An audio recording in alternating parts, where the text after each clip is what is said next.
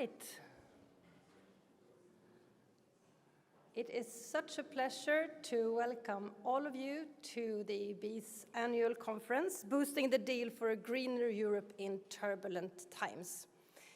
My name is Johanna Sandahl, and I am the president of the EEB, Europe's largest network of environmental citizens organizations, with 180 member organizations with a common vision, a better future where people and nature thrive together. We live in turbulent times. When we thought everything would go back to normal again after the COVID-19 pandemic, Russia's unacceptable attack on Ukraine turned everything upside down. We now have a situation with a war bringing human suffering, death, and destruction to Europe on a horrifying scale. And a new context for political decision-making has been established. At the same time, we need to put full attention to the triple planetary crisis, the three main interlinked issues that humanity currently faces: climate change, pollution, and biodiversity loss. The European Green Deal is the EU's key instrument to deal with this crisis, and as we approach the midpoint of the EU's five-year cycle, it is a good moment to reflect upon where the European Green Deal has succeeded in making positive change, where results have been mixed, and where it has simply been disappointing. And this conference will offer that opportunity.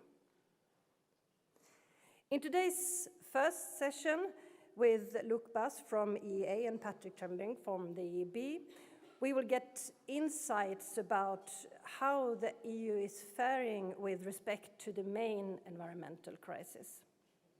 What has been achieved so far, and what policy action is still needed for the European Green Deal to be sufficiently transformative?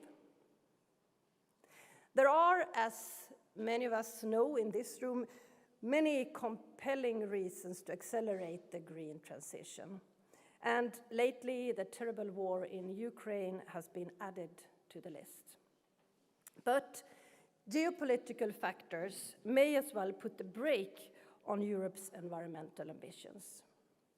In session 2, a distinguished group of stakeholders will discuss whether geopolitics are knocking Europe's green ambitions off course, or whether they will actually speed them up. To deal with the environmental crisis and challenges, policy action is needed in a number of policy fields. And in the third session of today's conference, we will, in breakout groups, go into greater depth in evaluating the success or failure of the European Green Deal. And while transformative policies are absolutely key, it is also necessary to mobilize a whole of society transition to living within the planetary boundaries. So in session 4, another distinguished group of stakeholders will discuss what has to be done to ensure that the Green Deal is the credible transformative agenda that is so urgently needed. Europe and the rest of the world is in a transition period, and so is the EEB. As most of you probably know, this is our Secretary General Jeremy Waite's last annual conference, and he will, on the 1st of July, be replaced by our new Secretary General, probably known to many of you, our current Deputy Secretary General, Patrick Trembling.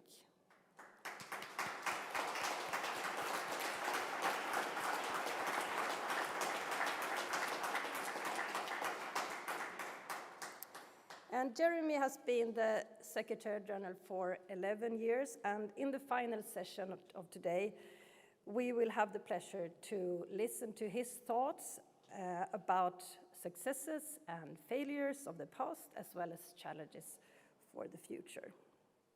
And throughout the conference today, there will be different polls and questions in Slido, And to access that, as well as when you write your tweets, use the hashtag EEB22. So again, a warm welcome to all of you. And now, before we move into session one, I have the pleasure to introduce Andrei Andrusevich from Society and Environment in Ukraine, and you're also our Ukrainian EEB board member. And he will speak about building a greener future from the ashes of war. And I'm sure that you can imagine that it's not been easy for Andrei to join us here today, but we are truly delighted that you've been able to do so. Andrei, please.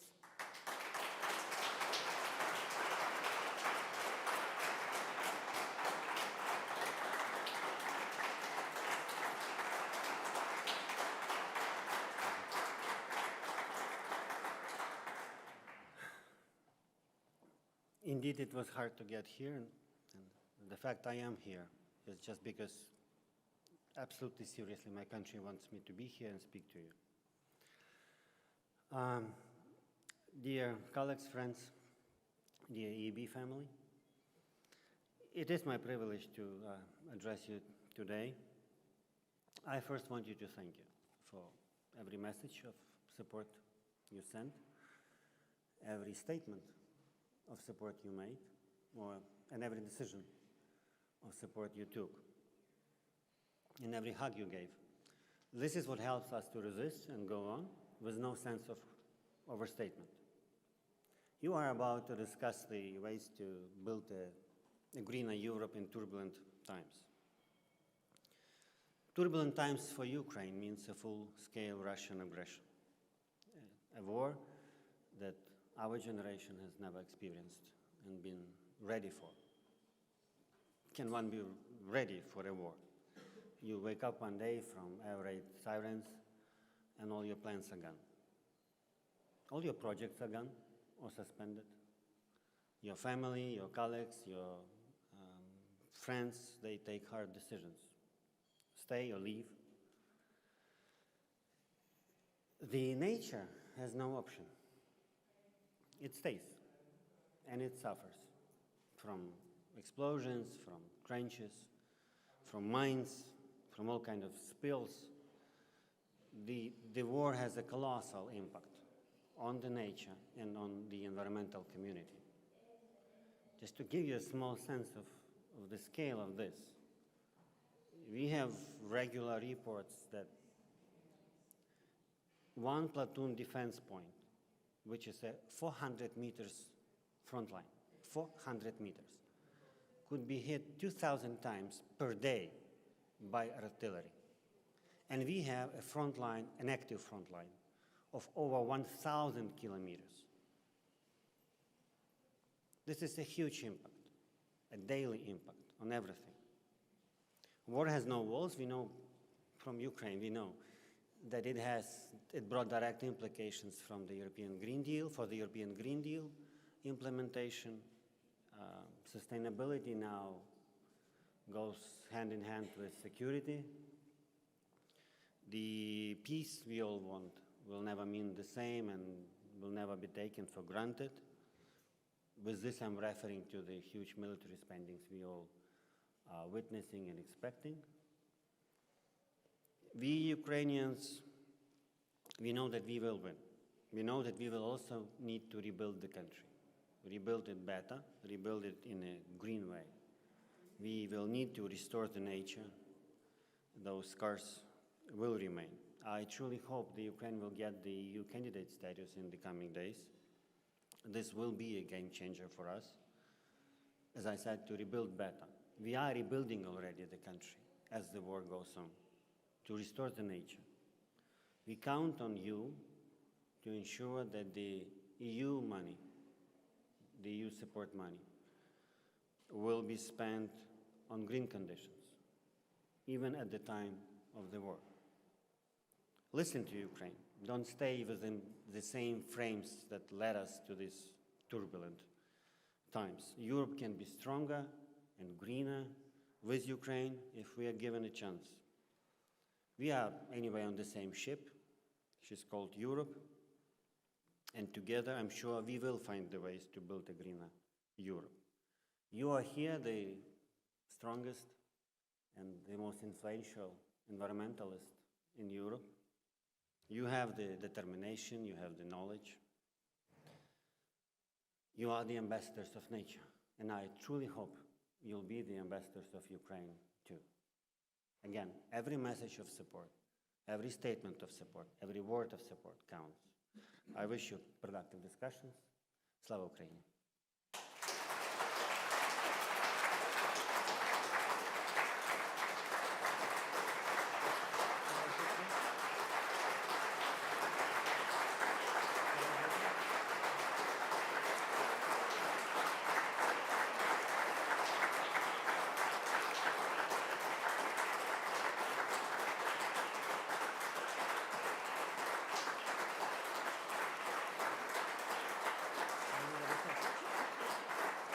Thank you.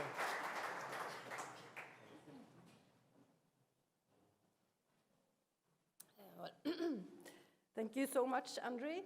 And on behalf of this whole room, I think I can express how deeply upset I am about what's going on right now. So thank you so much. And there is, as you say, very strong support of solidarity with you and the Ukrainian population. And but of course, it's easier to be in Stockholm and Brussels and just express your support. So that's why I think it's so important that we also discuss the issue about how to practically support you. It's very, very important. And this conference is one opportunity, and perhaps particularly in one of the breakout groups today, which is beyond the EU supporting green ambition in the wider world. But thank you so much, Andrei. Really appreciate that you made it here. Thank you. All right. So now let's move into the first session of this conference, and I would like to invite our first two speakers. Luc Bas, welcome, Head of Coordination Networks and Strategy at EEA, and Luc is no stranger to many of you here in Brussels as the previous European Regional Director at the IUCN. And Patrick ten Brink, currently our Deputy Secretary General and EU Policy Director. And from the two of you today, we will hear about science and policy and how Europe is doing. And Luc will start by presenting the state of the environment, and Patrick will follow to talk about the EEB's midterm review of the European Green Deal. Luc, the floor is yours. Thanks, Johanna. And I must say, I've never been challenged more to start speaking at a conference. And it's obviously to do with what we just heard from Andrei. And I just wanted to, before I kick off, to emphasize that, first of all, I find it incredible that you, even in these times, are really focusing on thinking on the recovery and then leapfrogging what many of us here in the West, if you have to call it the West, have been doing wrong for decades. So, and that's unbelievable. The second thing, it's difficult to go now into let's say the business of the European Green Deal without reflecting to it, and there will be a session later. But I also wanted to emphasize that the EEA, in the coordination with the European Commission, will do what we can to support, especially on knowing and monitoring and our knowledge that can help. I also know, as the a session is an issue now on the table, that there is also a discussion, and that's a logical consequence from that discussion, to see how Ukraine and maybe some other partners in the neighborhood in the East could become also cooperating partners of the EEA, because as you know, we have countries in the network that are not only EU countries. But I wanted to just say that before I kick off. And then take a deep breath, because it's difficult to go into that in a presentation where this is, of course, among us. And we go to what we all know, and I think I will try to go through these first slides quickly, because I don't have to convince the audience here about the urgency, about the challenge, about the needs, about the fact that we're doing a lot, but so far away from what we should be doing.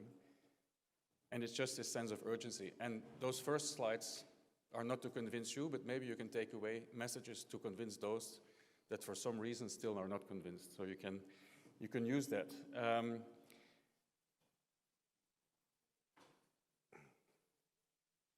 These are only some explanations about the climate hazards that are coming at us, but in principle these are the hazards that are on top of already existing hazards, also from other sources, from pollution, as we said before, and of course from the deterioration of nature and us not stepping up to go faster. So the climate effects or the climate hazards are actually on top of many other environment hazards, and hopefully we will get better also at finding synergies and also explaining the trade-offs, but they will be important. These are, as I said, these are vulnerability, these long-term risks to health and direct risks to health, and this is then focused on climate change, but there's a lot of underlying challenge. A reminder from the State of Environment report that the agency has produces every 5 years. Again, this speaks for itself. You must have seen it quite a few times. We do make some progress, and that's positive, but it is still marginal if compared to what is going to be needed, especially when we look at the trajectory to 2050 on climate change, for example. And we see also that it's especially in the natural capital part that we are in the red. So I'm not saying this because I was a former director for ICN, but because it's just in the reports, it is where we seem to be in an extra challenge to deal with it.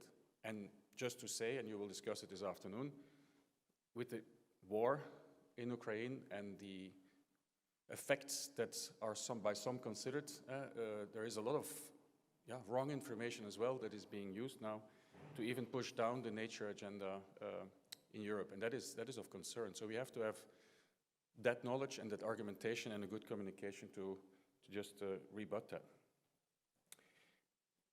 And this, of course, is an incredibly strong statement from the President of the Commission in 2019, which, of course, plays into the work we do there and the biodiversity strategy. I'm sure that next speakers will allude to it. We are all very hopeful, and it was confirmed, I think, by the Commissioner that the nature restoration law will be on the table next week, Wednesday, I believe.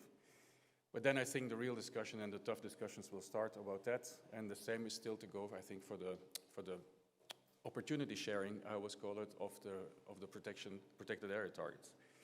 So one part, I will not do the assessment of the Green Deal because there's a great assessment by the EEB. So the EEA goes first, alphabetically, I guess, to talk about a little bit going further and on a transition path as well. So because to maybe illuminate how important it is to go faster now and go out of the red traffic lights that you have identified, because we have to really go fast to make sure that the 2050, which is much closer than we may think, can be reached. This is for completeness. Again, I won't go too long because I do hope you all know this. These are all these information systems. These are the ones that are closely related to nature and biodiversity and health, of course. We always make that nexus. You know of our famous air pollution charts that point to the health nexus. One thing I wanted to emphasize today as well, because it's about the knowledge, and sometimes there is even too much knowledge or too much information, and we get lost in information. Some advocate even for more and more information, and at some point it's about using the information, of course. This new land monitoring service, and the EEA has a big contract to execute this, is going to be very interesting in all the reports that we produce, because they are obviously based on national data and what we receive from the countries. But it will be good to compare it to what Copernicus will tell us, and it is immense. The amount of information that we get only from this one initiative, and there will be more, it's still growing, is immense, but there will also be a point where there will also be no discussion about the reality. So that is a real big prospect for the next years. Also for completeness, and I think it's also a bit in the context of what I said earlier, these are the countries, of course deplorably we have lost one, a very important one. But we have also these cooperating partners in the Western Balkans that I think are really knocking on the door, especially also in the context that we are in, to become full members. We are not involved in that direct process because it's a political process, but we support them technically. And of course, you can see that there are many non-EU countries there as well.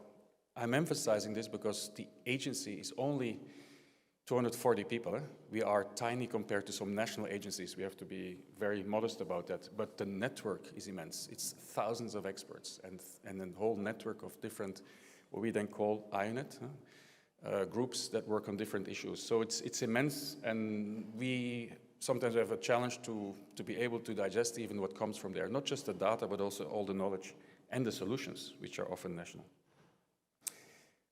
The graph, again, a reminder, but also to just realize the immensity of what we have to achieve in 2050. That means that already alone in this graph, and this graph should show that there is no time to waste also on the biodiversity and the nature agenda, because it will be about the mitigation part without diluting on the hard emissions, but also for the resilience. So it's quite inexplicable that it's difficult to get the funding in place for nature and biodiversity at the level needed when you know that it is a double whammy. Some people say it's a triple whammy. It's health, it's resilience, it's mitigation. It's so much, and still it doesn't seem to happen. But these are the projections. This is the reality. And just maybe one example is that the little crunch we had on CO2 emissions through COVID, well, it's not so little actually, it was quite considerable, this famous 6%. We will have to do that in a double fashion, so double as much as reduction as in the slowdown of the economy with COVID to reach the targets. Just to give you a bit of an idea of what the real challenge is. Actually 2.5, it's even more difficult. One update for those that haven't spotted it, and it's positive, I think, that this is now been launched. It's a result from the climate law that there is a scientific advisory board on climate change, and it has just kicked off 2 months ago. It was fully established, and there is a chair, Ottmar Edenhofer, who is chairing this panel. This is not an EEA advisory board. We host it and we provide the secretariat, but it's a fully and obviously independent advisory board. And this is the advisory board that will advise, for example, on the 2040 target. And we will have it scientifically and robust with this great panel, this great board. This is just, again, to showcase this kind of real data to see how, with the air quality in city, climate effort and energy efficiency and all these other things will be in synergy. So we have to just showcase this very clearly. The zero pollution agenda, just in a wrap up here, holds a lot of opportunities, and we are progressing.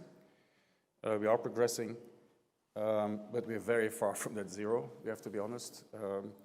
And it will come to what I will say later is that it's really more structural, more systemic. We are scratching an important surface, but it's still a surface. And it has to be more fundamental on the consumption and production context on our systems, and to make a start with it. Another part that is important in what we also document, and we work with another agency, the Eurofound agency, that looks at the social impact and the social matters. So we have this collaboration with other agencies to make sure that the social component in what the agency does contributes also to the agenda. And I think it's one of these elements that will have to be also very strong in the future. And you can see that it is geographically spread. It has a lot of background on the social reality in parts of Europe. So, no quick fixes, that's clear. We have to look at the systems. It's really a systems approach. In our next State of the Environment report, we will even do this more to look at the system approach. And of course, it's not just happening here in Europe. It is a huge responsibility to also look much more and much better and much more honest and with much more numbers. And we hear more and more calls, not just from civil society, but also from some governments in some member states to look also further and much more beyond the borders on our systems and what the effect is on that. A transitions logic is what is needed. There is a model that we have been working on. So apart from all the let's say, the hardcore work, which is a big 2/3 of the work of the agency, is supporting the legislation, supporting the monitoring, but we also need and want to focus and collect the knowledge that often exists already and bring it together and have this kind of transition logic to look at. Again, a slide we could discuss for 10 minutes or even longer. I won't. It's just to give you an inspiration and, of course, to connect the dots between science and policy here. And then just to quickly go through this curve, and I'm looking next to me, so I'm going to try to wrap up with this X curve. We have to move in a right direction and we have to move away from the wrong direction. And that is where sometimes the conflicts start to exist. If we don't look at it in a way of moving away and moving forward at the same time, it's not going to work. It's about scaling up. And of course, all these examples on how we have to deal with what is still unbelievably negative in our approach is really detrimental. Integrated knowledge, incredibly important, but the knowledge that we often have is actually not translating really in the policy. And I needed to show this slide because it is not the agency that said that the greening of the cap is inefficient. It's many other institutions that know that that is the case and that we have to ramp up, especially when it is such an important part of the instrument to do better and to integrate in Europe. The elephant, you know, I will not go too long on it, but we need to change the narrative and need to dare to bring issues on the table that are uncomfortable in places that would find them uncomfortable. And to finally give you some inspiration, what we think is and could hope to be learning from what we're doing now. There's still a lot of implementation needed on the Green Deal. That will be discussed later, but it is very much looking at the social dimension, longer time horizon, real integration, and the agency is ready to help with that. Thanks.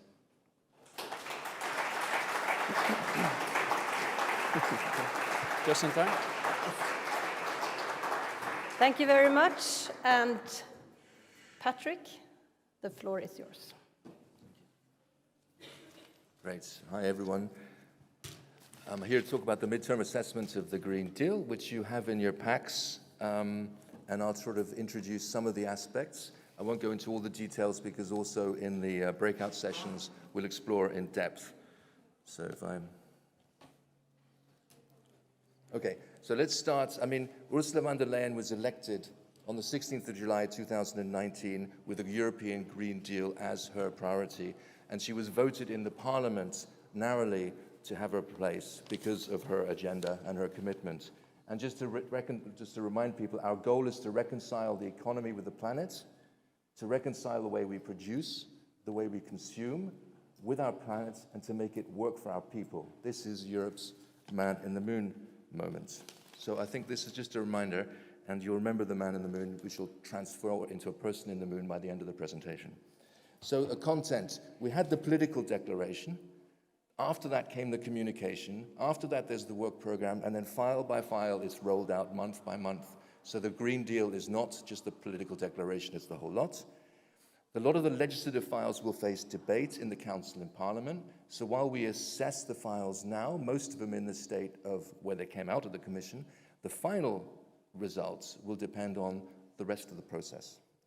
As we heard, the Green Deal was under attack in the COVID crisis. We didn't know whether it would survive. It came out. People from across Europe and the institutions and all of us made an effort to save it. And the Green Deal became the blueprint for the recovery in many ways. The Russian war in Ukraine, and thanks again, Andrei, is being instrumentalized. So turning a terrible situation even worse and offering false solutions, which is basically a shame and shameful. But finally, the transformative potential depends on the institutions, but also on implementation. Oops, going the wrong way.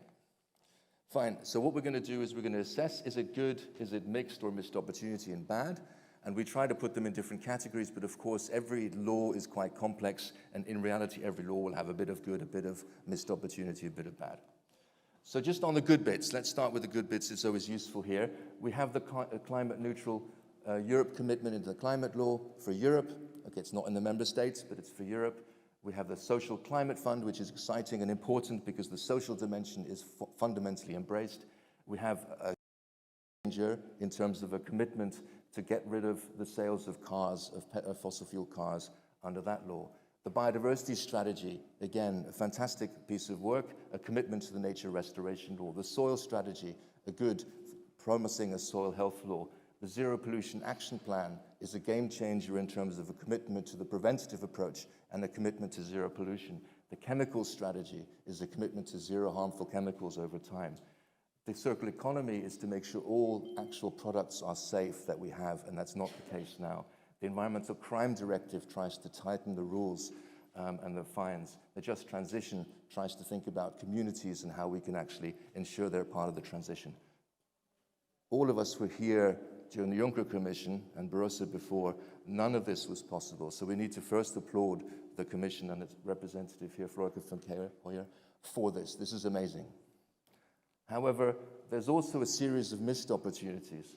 The farm-to-fork strategy misses aspects. The forest strategy, the Fit for 55 package, it's only pushing for 1.5 degrees. Only pushing for minus 55, which is not enough for 1.5 degrees. The ZPAP, they missed out on environmental noise, missed out on light pollution. The methane strategy, they missed out on agricultural emissions, was weak on waste. The waste shipment regulation also had weaknesses. It doesn't focus on plastic exports to third countries. Then to keep going, the Industrial Emissions Directive is good in many ways, but it misses the opportunity to actually integrate climate concerns in the legislation. The EPRTR misses the opportunity of a good transparent information across the area. The Recovery and Resilience Fund and wider misses a range of opportunities for the transition and really address the core drivers of the loss.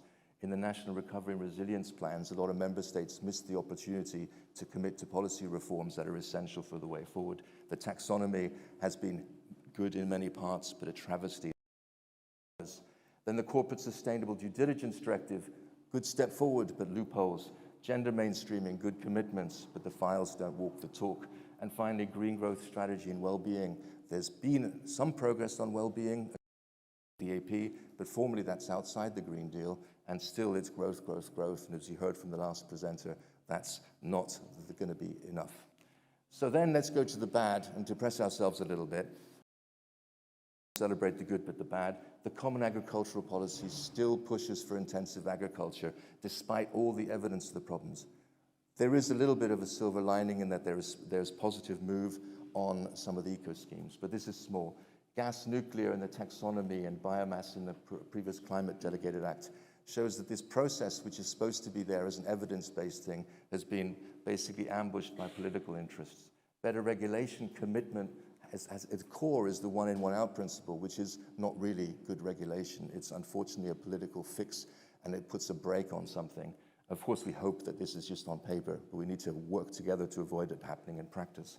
The risk of deregulation, the Repower EU package, in many ways, fantastic package pushing forward a real commitment to renewables, but it actually opens the door for deregulation. And if it opens the door for deregulation here on national interests, then it may actually open the door elsewhere. For example, why not mining? Why not lithium mining being exempt? Because we need it for our cars. So we need to be super careful. Again, material strategy. Then institutional capacity, and the DG Environment has only had like a 1% increase in the budget, despite having like probably a 500% increase in workload. So also we need to take our hats off to DG Environment for the hours that's been worked. There's issues of institutional mandates and enforcement and so on. So I'll leave that to that. So in summary, we actually have a good transformative narrative. Okay, just to remind us, we ended on the reds, but we started on the greens. It's got a very good transformative narrative. The strategies are good, the long-term objectives and the commitments, we should applaud that. But it's weaker on the pace of change. It's on the level of constraints, and whenever money or the costs come into account, it's weaker. When it hurts, it's weakened. And the progressiveness of legislation is mixed. So that there are threats also by weakening, deregulation, conflicting objectives. And finally, just to remind where I started, the assessment will evolve with the Council and Parliament's impacts. The Council and Parliament can have a massive impact. So it's really beholden of all of us to engage with the Council and the Parliament to make sure it's as good as it can be. And the delivery is essential for public trust, It's about the environment, but it's also public trust, EU institutions, and a fair future. And for my final slide, will this be EU's person on the moon moments? And this is important. We have a Slido question on this, but we won't show. And the ambition is the quantity and the quality of these files. Will it escape the gravitational pull of the status quo? That depends on whether we resist business and political ideological lobbying. We need the right compass. We need system change, as Luc said. We need to listen to youth's voices. We need ethics at the heart and science as a foundation. If we have too many pilots at the controls, then we won't get there. So we need to avoid policy dissonance. We really need to ensure coherence. And we also, of course, don't want to miss the launch window. If the files have to navigate the Council and Parliament. If they're delayed, they won't get through. So this is the REACH and CLP. There's concerns about that. We need to get them done on time so they can be agreed by the end of this Council and this Commission President. Finally, the Green Deal cannot be allowed to get the timing right and the compass. And with that, thank you. We are moving on to the next session, and I would like to welcome Patricia Heidegger, the EEB Director of Global Policies and Sustainability. And also, what very few of you know, Patricia will... Maybe you here and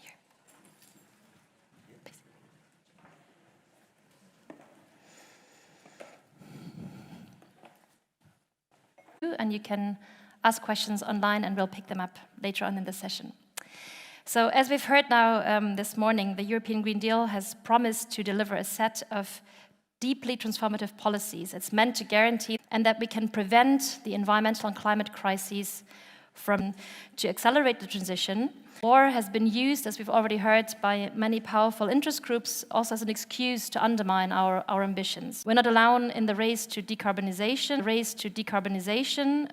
It's opportunity or put the brakes on our own ambitions here in Europe. The US has reappeared in high carbon technologies all around the world, including in our own region. India has seen rapid growth, is now the third emitter after China and the US, just to name a few. New fossil fuel extraction projects are still increasing environmental and social pressures, a paradox in light of our objective to limit global warming to 1.5 degrees. At the same time, the scramble for critical raw materials has just started. It comes with new threats and new pressures for people and nature. So how can we ensure energy independence? How can we ensure sufficiency regarding raw materials? How can we ensure the restoration of our biodiversity and ecosystems and ensure basic needs while becoming a real partner to other parts in the world? These are the big questions we are asking ourselves this morning with a distinguished panel.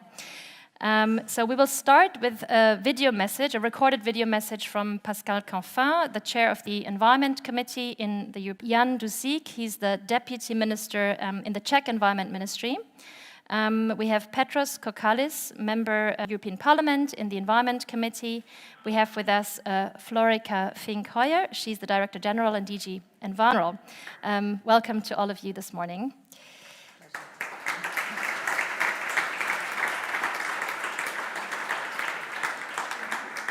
Towards carbon neutrality, energy independence, zero pollution, sustainable food systems, and biodiversity restoration. How are we ensuring that Europe becomes and stays the global leader in the transition to long-term sustainability? So let's see the video with through this global first, about the Green Deal. And we did exactly the opposite.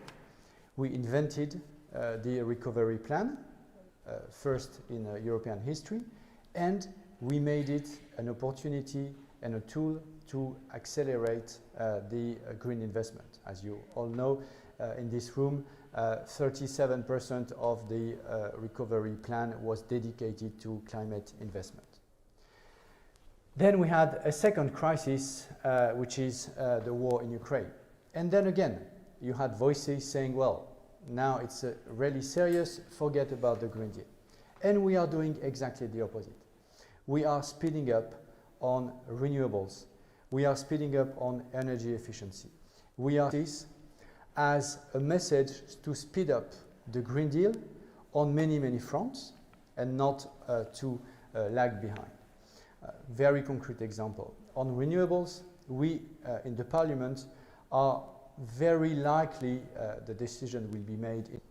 We are also very likely be supportive of an increased target for energy efficiency, such as the one proposed by the Commission in Repower EU. So we are moving in the right direction here. But let's be frank, there is one topic, one stake, where the battle is more difficult. It's farming, it's agriculture.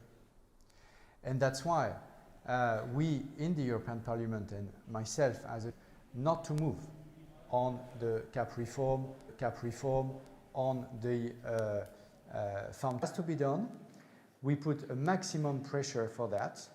I hope that it will be done. I know that I had to say at that time, I think now the problem is solved and we are able to move forward in the right direction. Because when you look at the figures, the decrease, the watering down of our green legislation when it comes to biodiversity and agri-production.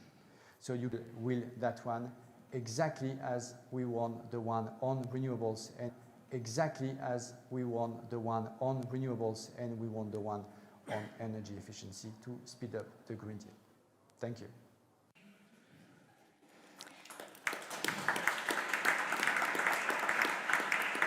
Yeah, we thank Pascal Canfin for his message. So I'll start with Florica. He thought that we steered clear of, we just thought that we had steered clear of troubled water now. The war regarding renewables and energy savings.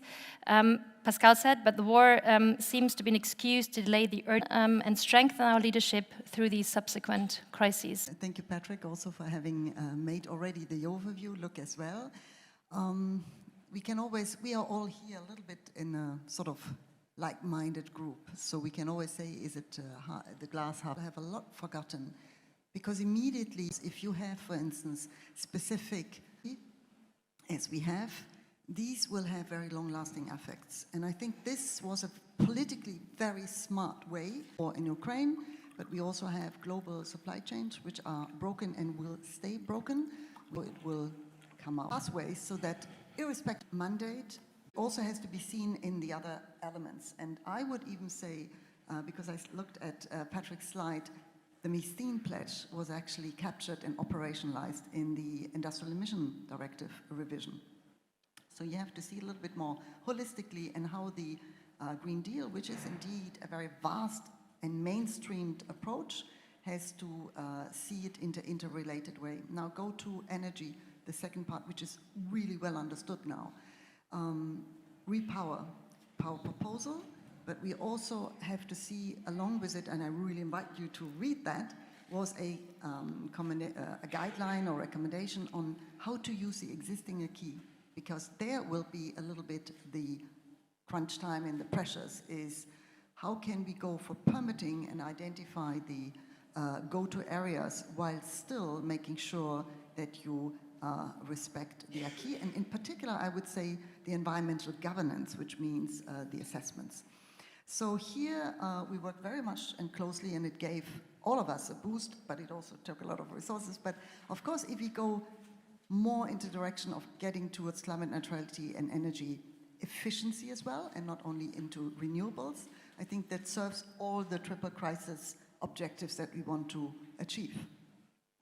One area which has been much better understood now by the broader public is circularity because of the war in Ukraine. Why is that? Because the problem of supply chains that are disrupted and will stay disrupted, the cutting of dependencies from certain raw materials helps us to better explain what we always want to do is staying within the planetary boundaries means stopping overconsumption, but also overproduction. And now you don't have that much on which you can overproduce and overconsume. So naturally, in a way, circularity gets a boost, and we can see that. Let me say also here, we had a vast amount of what we call product-based legislation, which is for me a green industry policy. Ultimately, it will be a green trade policy. CBAM is today ETS is today. But in the future, we look at the internal market and what products are placed on the market, coming from inside or outside, with which type of components, which type of conditions. And this brings me, and I forgot, by the way, in the whole issue of climate change, also to mention the deforestation proposal, which was really a true game changer, internally but also externally. But here, when you come on SOPs, the single-use plastic, batteries, now people understand, especially in the energy crisis, yes, we need that. We need to scale up and be smart in the components and in all of this. Packaging waste will be one of this.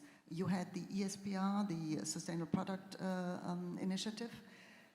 These are product-based legislation, textile strategy, vastly underestimated. Shipment of waste will come, is already proposed. A lot of initiatives, and people will not see that they all will ultimately lead to halting the pressure on materials, keeping materials inside, having a critical mass in order to also recycle, or in the first place reduce and reuse, or then recycle or use other things. So circularity, big boost now. Where does it leave us with zero pollution, the third big component in our strategies? I think there's at least a mental understanding by the broader public that our, the clean air, the clean water and all of this, health is not to be taken for granted because of the war. People also understand that more, and they're becoming more attached to a healthy environment, which is meaning going towards this zero pollution action plan goal. Food crisis, food insecurity. I would rather talk about food affordability. Yes, we have seen transformation is super complex. It will take years.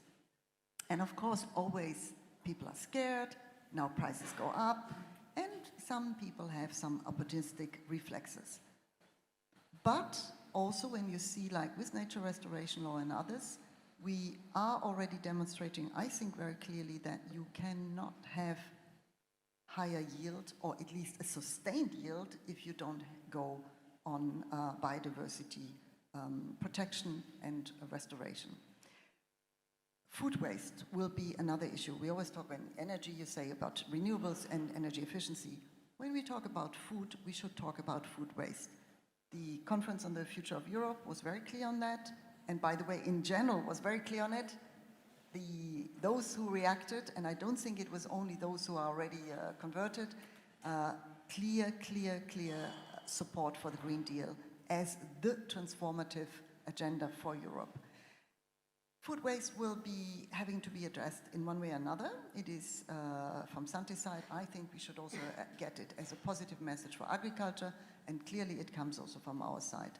So I think, all in all, I'm not preaching like, oh, the Green Deal is the silver bullet for everything. I speak a lot into industry, and they always say, oh, now you come and tell me it's only about Green Deal. No, but if you don't do the Green Deal, I think we would be much worse off. And there's, in any case, no change. I mean, no alternative. I mean, Luke has explained where we go. I'm not somebody who likes climate anxiety. I'm somebody who wants to demonstrate that it works.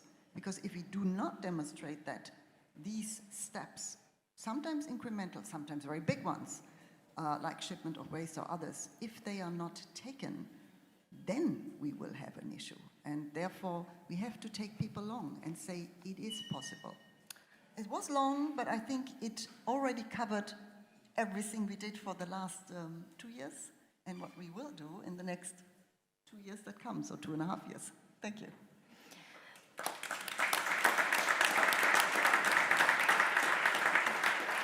Yeah, thank you, Florica. Indeed, a very rich answer. But one thing I'm taking away is a, let's say, very optimistic outlook. You're saying that realistic and optimistic. Hopefully, that the awareness has changed in terms of our dependencies and how we have to move beyond them. That is probably a positive thing. So let's shift the perspective more to a global perspective, but zooming out of the EU context. So, Veronica, as we've heard already now, that the war in Ukraine has far-reaching consequences, not just for our region, but globally. High prices for energy and food pose immediate threats on the most vulnerable communities, those communities that have already suffered disproportionately from the impact of the COVID-19 pandemic. They're now hit by soaring food and energy prices. Exactly 2 weeks ago today, we were in Stockholm, and the international community gathered there at a high-level environmental meeting, Stockholm Plus 50, and renewed its pledge to safeguard our planet and to secure well-being for all. So what are the prospects to accelerate environmental ambitions, environmental policy making under those current geopolitical conditions at the global level? Thank you, Patricia. I hope you can hear me well. Very nice to be here. Thank you for the invitation, and well done, Jeremy. And good luck, Patrick and Patricia. Congratulations. And really happy to be here for this super important topic at the moment. And indeed, Florica, it's very difficult to capture the spread of the Green Deal in the space of 5 minutes.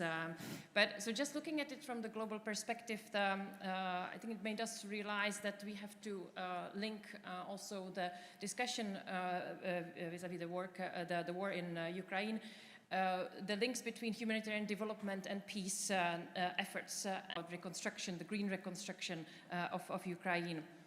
The importance of food security, food supply, and production was already mentioned here, so I don't need to go into detail, but of course it has huge impacts globally.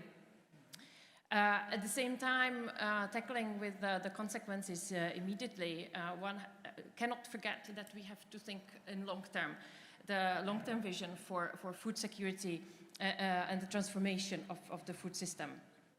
I would recall, some of you probably read it, 8th of June, the United Nations Global Crisis Response Group produced a report on the situation, stating that billions of people face the greatest cost of living crisis in a generation.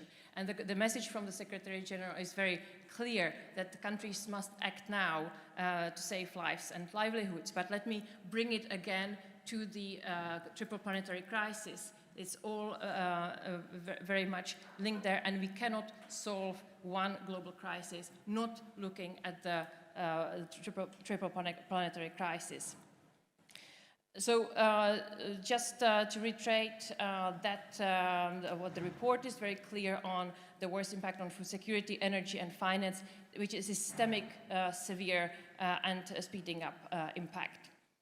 I mentioned the planetary crisis just to illustrate the numbers, which are very, very scary, in 76 million over just 2 years. And the ripple effects of the war could push it to 323 million. So we are really looking at a huge global scale problem. You recall, Patricia, Stockholm Plus 50, the outcomes of the conference is very clear, and one of the key messages looking both at the COVID recovery, but also implementation of sustainable development goals, and looking forward what needs to be done to speed up the action. One message is very clear. The well-being of the planet is absolutely essential for well-being of people. So that's where the action needs to be done. There is, of course, increasing momentum for the ambitions, and we heard about the Green Deal, what it has achieved so far, and what are the plans for the is absolutely essential. And DG12, the issue. It's not just our issue. Thank you. Thank you. Veronica, another key turning point in geopolitics and international environmental diplomacy is, of course, the drastic changes announced by the Biden administration. So the US return to the Paris Agreement, their determination to achieve net zero by 2050, decarbonizing domestic energy systems by 2035 already. The US has also pledged to look into other topics, illegal wildlife trafficking, logging, pollution, and water pollution, for instance, through their trade relationships. So how can we make sure that we're making best use of this window of opportunity with a European Union that is showing or willing to show leadership at the global level, and other global players showing leadership as well? Thank you, Patricia, for this question. And indeed, it was great news at COP26, the return of Biden administration to the Paris Agreement. Now, the time will test how this will go progressively on, the ability to pass the relevant legislation in the Congress, but that's not up to us to say. Nevertheless, there are lots of ongoing initiatives that are very, very much relevant to mention here. Of course, I mentioned earlier the plastic agenda. The US administration has been very supportive in this topic. But also, let me showcase one of the EU-US partnership. That's the Global Methane Pledge that was launched again at COP26. So that's a very good example of methane emissions reduction efforts and the joint partnership. On the front of climate, we also need to take into account that there are lots of subnational initiatives on the level of states, cities, and other local authorities to reduce emissions. Patricia, you mentioned deforestation, wildlife trafficking. So there are these examples. Also, the lowering emissions by accelerating forest finance, the LEAF Coalition, and we could mention many more. But for the future, it will be important for the US and EU to continue the leadership in encouraging other G20 countries to accelerate the action. So I think this is really important for the future. But again, I'm not perhaps the best person to comment on this, but my feeling is that the discussions between EU and US are ongoing, and there are lots of initiatives and political discussions. So that's for in the context of the geopolitics will be important certainly for this year, and of course beyond. COP27 is just behind the door, so we will see where these commitments will lead to. Thank you.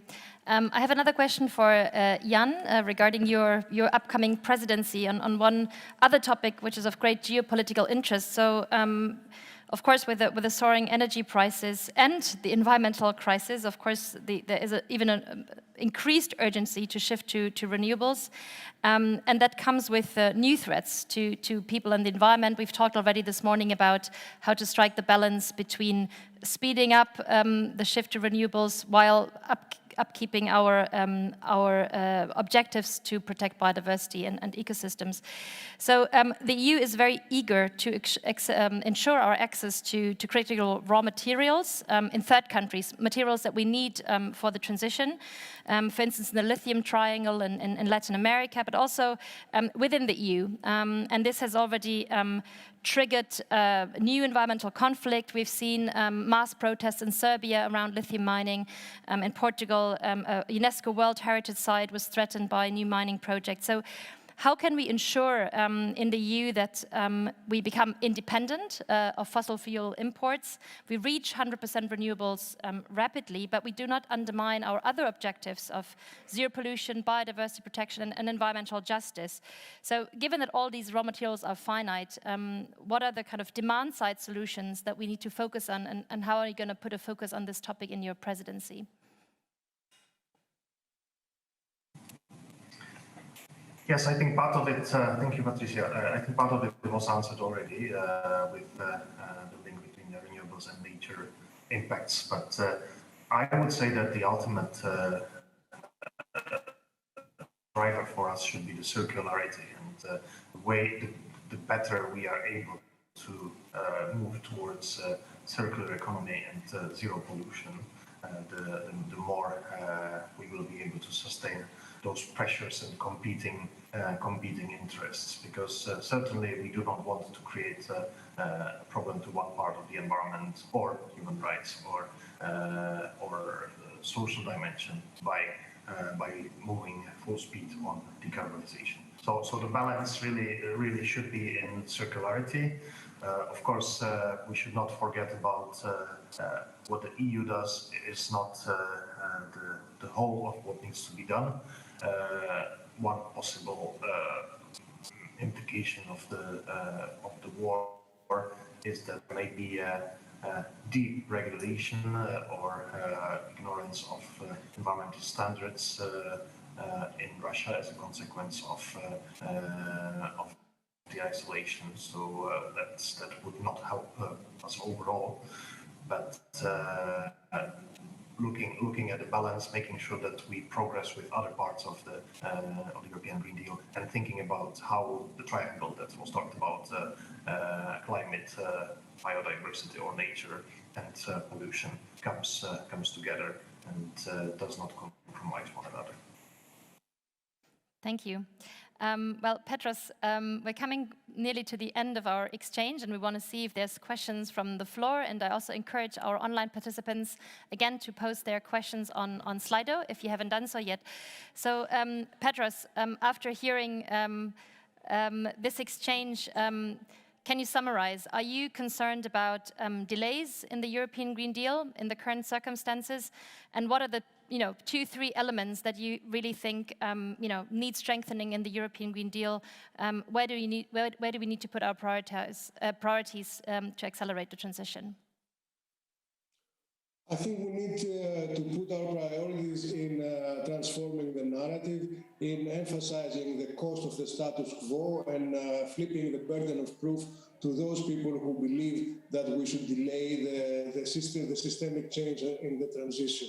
I think we should emphasize that the fragility which we are in today, the existence of multiple crises, public health crisis, geopolitical crisis, security crisis, energy security crisis, food crisis, a political crisis, a financial crisis, an inflation crisis, a rule of law crisis in the European Union, are all these endemic fragilities the result of our past policies. So we need to flip the burden of proof to the people who insist that we should continue doing what we have been doing for the past 30 years and expecting different results. At the same time, we really have to up our game in terms of policy deliverance, in terms of policy cohesion, because what we're looking ahead is really an issue of resilience in the sense of a survival toolkit, and we have to look very much harder towards adaptation finance, towards public policy finance,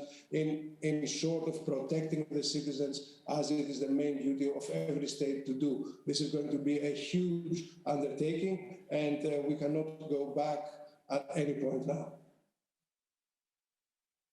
Thank you, Petros. So I'll give Jeremy the opportunity to... okay, so we'll go straight to the questions. So I'll ask our communications team if there are questions on Slido, and they can share them with us. But I invite all of you to share questions with us. So just raise your hand, briefly say who you are, and maybe if there's somebody on the panel whom you want to talk to. So let's start with John and then Peter. Sorry, yeah. John is here in the front. Davide, here. Thank you. Good afternoon. Yes. Good afternoon. My name is John Honteley. I was Secretary General of the EEB before Jeremy came. I must say I'm really proud about being here today, and particularly the presentation of Patrick shows how unique the EEB is in the way it works. It can really grasp into Ms. Finkhoyer and Jeremy and Jan in particular. We are now seeing all in Europe sharp increasing prices for energy in particular, and they are mainly due to high taxes on those energy products. And every country is now trying to solve its own way, mainly by reducing those taxes. And the EEB has in the past also been campaigning for environmental tax reform, including with Green Budget Europe.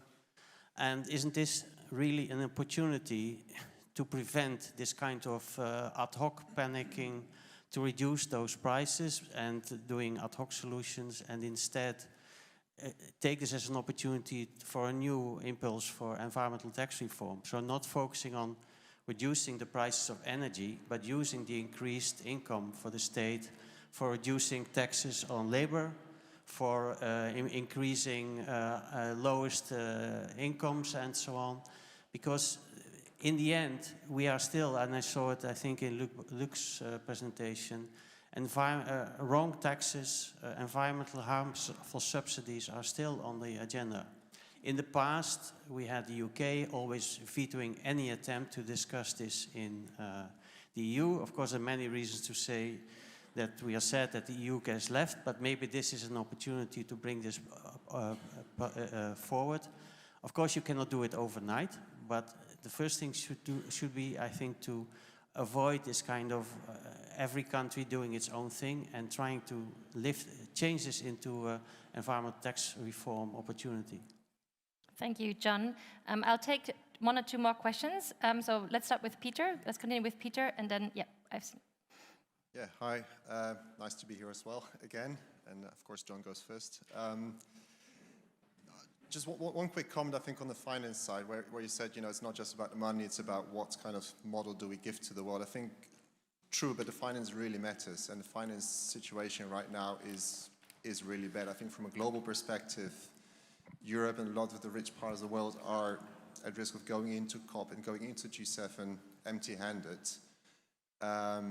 while they're paying all these subsidies to their own fuel consumption subsidies. So I think there's a real problem there that we do need to worry about. My question was to Jan Dusik. I think the one area where I think the EU is actually showing proper global leadership is on the transition, the energy transition.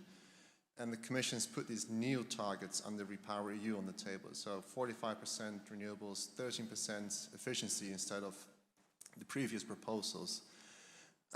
Will it be a priority for the Czech presidency to get a uniting around those targets among the member states, which is always a really hard job to do for a presidency, to be uniting about more ambition. But do you think this is something you could be doing? Thank you. Thank you. So let's take one more here in the front, Davide. And then I'll take you in the next round. Yeah. Thank you. Thomas Arnold, DG Research and Innovation. It's really great to be here in situ. Very straightforward question in one sentence. To everybody. What should be the role of sufficiency in the policy mix, in particular in the light of the Chapter 5 in the new Working Group 3 report of the IPCC and other related? Okay, so let's take one more in the back. There was, David, there was one more gentleman here, and Luc, and then I think we got enough material. My name is Mr. Remmers from the True Animal Protein Price Coalition, a new partner of EEB. And my question is also on fiscal tax reform. So 50 years ago, EU countries signed for the polluter pays principle, but on agriculture and food, nothing has happened since then. So my question, should this not be a priority for EEB, but also for EU institutes, also for the next presidency? And knowing that meat and dairy form 80% of European greenhouse gas food-related emissions, so it can be clever to make a priority to start having policies to reduce consumption on those 2 products. And this was also asked by the last IPCC report to reduce consumption patterns. Thank you. Okay, so we have 2 more candidates here, so I think we can still accommodate a bit more. Luc and Magda, and then we'll let you answer. Thank you, and I'll make it a really short question, but it's something that I missed in the debate is the resource issue. It's a bit linked to sufficiency, but we're talking in a geopolitical context here in this session as well. And the resource crunch, or the need for resources, is the 4th level. We have climate, biodiversity and pollution, but that resource is on the bottom of it all. So what would be your opinion on where the EU should go when it comes into the resource debate and the need for resource, and actually the somehow equal distribution of access to resources? Because that's one of these many elephants in the room. I think it's about fair access on the global level to resource. Thank you. Okay, last question, Magda. Thank you. Magda Stoczkiewicz from Greenpeace. There was a lot of talk about geopolitics, and I think what we can do best for geopolitics is to really find right solutions and not false solutions. So I want to ask about FERC, the deforestation law. How can we make sure that it's not going to be watered down, and it's between the Commission and the Parliament and the Presidency and the Council, of course. We know that, and the Leaf Coalition was mentioned as well, I call it a fig leaf coalition, because if we think that we can pay Bolsonaro to protect Amazon, then I think we are at best naive.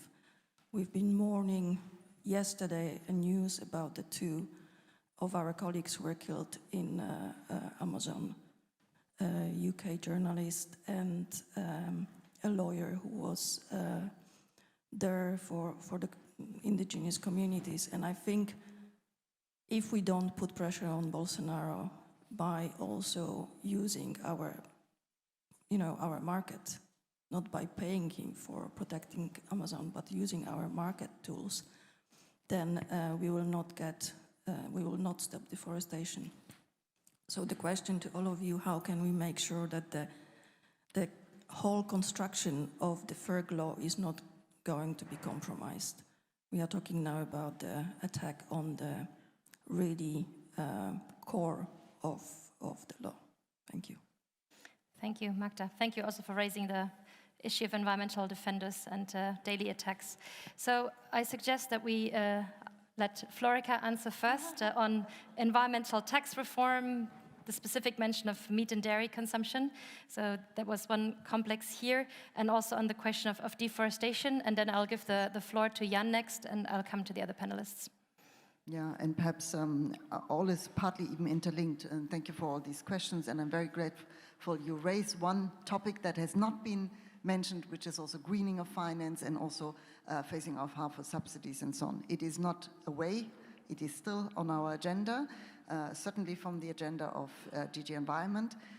We put it also in the 8th EAP, which binds all institutions, where there is at least an indication of phasing out harmful subsidies, so it's clear. And we are trying with the Parliament now a pilot on it, but we all know that is more than the elephant in the room. This is about agricultural subsidies in particular. So not an easy thing. On the taxation as such, we do know, especially at this moment now when prices go up in energy and others, VAT is national. So it's not even about tax reform and making it under unanimity. But as we have seen with COVID, with also with energy, going together is easier than having competition even among member states, at least at the border region. So clearly something where you put it spot on, and your colleague as well, and we will look into it, but I cannot speak now for my colleagues from DG Taxud, but I actually had a discussion with Gerasimus on that. 2 words on resource mobilization. One of the biggest issues under all of our COPs, especially the biodiversity COP and also the Sharm el-Sheikh, which is always about it. At the same time, I'm rather relaxed because as EU, because of the financial architecture, we do have enough money still earmarked in order to stay on course with ODA, with the rest, and even pledged already in Glasgow the doubling of the doubling. The other issue is, however, and it is also because in the NDC, for instance, we are enabled, and we work very well with INPA on, and that brings me also to deforestation. If we want to go for certain approaches, sustainable approaches, we also have to nurture and take the others along and say we are helping you to change not only inside but also outside the transition, the production processes, and to support you, and also in all the rest. Deforestation, I would be glad, to be quite honest, and I will be super honest here now.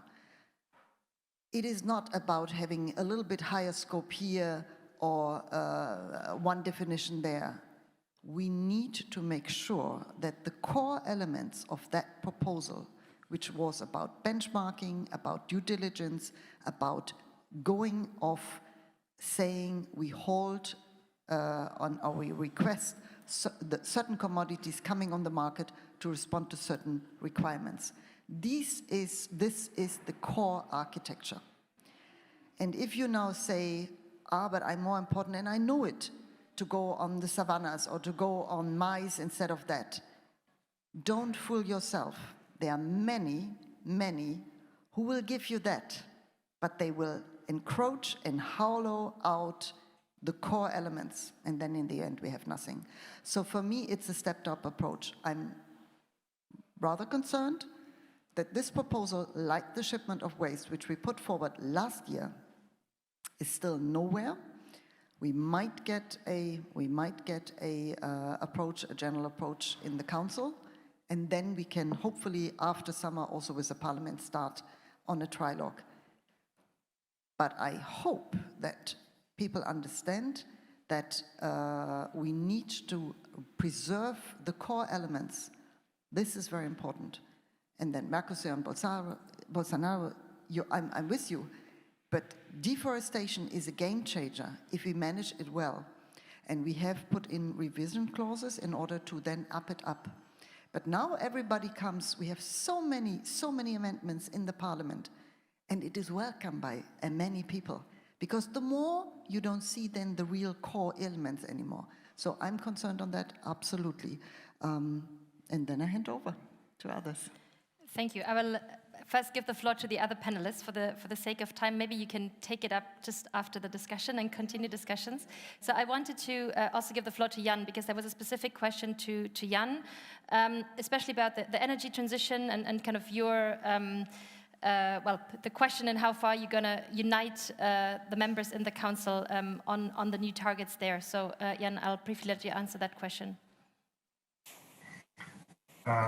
Thank you. Very briefly, yes, I see the Fit for 55 and REPowerEU as two sides of the same coin, and not only uniting the voices in the Council, but also trying to bring together the voices from the Council and from the Parliament will be on our agenda. And obviously, what we are trying to do to address the short-term energy crisis and how the next winter will look like should be done in the optics of not diverting from our long-term objectives and the 1.5 degree and all the elements of the Fit for 55. So that also goes for how we can use the revenues coming from the energy taxes, from the emission allowances, how they can feed into the system that will lead to accelerating our decarbonization. There's limits of what is possible within, as was mentioned, within the EU competencies, but there's also the discussion that we will also deal with during the EU presidency concerning the conference on the future of Europe and the implications for how we should be deciding on European legislation in the future, and perhaps the question of taxation that otherwise predominantly national can be addressed as well. And my final point would be on the taxonomy that is moving ahead, and that gives us, I think, a good indicator how we should look at things interconnected, and hopefully that will also help us on the way to circularity and the Green Deal objectives. Thank you, and thank you for the invitation. Thank you, Jan. So there were two more questions on the question of kind of, well, efficiency and sufficiency. So it's kind of missing debate on kind of how much do we actually need to use to live well and to stay within that. And the question that Luc raised about the resource question. I mean, we've put the question to Jan on the kind of the increasing scramble for raw materials for the transition and well, the EU's eagerness to kind of secure access that comes with a lot of environmental and social impact. So I'll ask Veronica and Jeremy to briefly comment on these questions if they want so, or any of the other ones before we close the panel. Well, they are very good questions. Sorry, they are very good questions and very difficult to respond in a very short answer. But on the how much do we need, and also a little bit on the resource question. I think it's important to also realize, and it was one of the outcomes of the Stockholm Plus 50 conference, is that we have to go beyond GDP, that not only measure the well-being through the lens of GDP. So I think that's important that we carry this on different levels.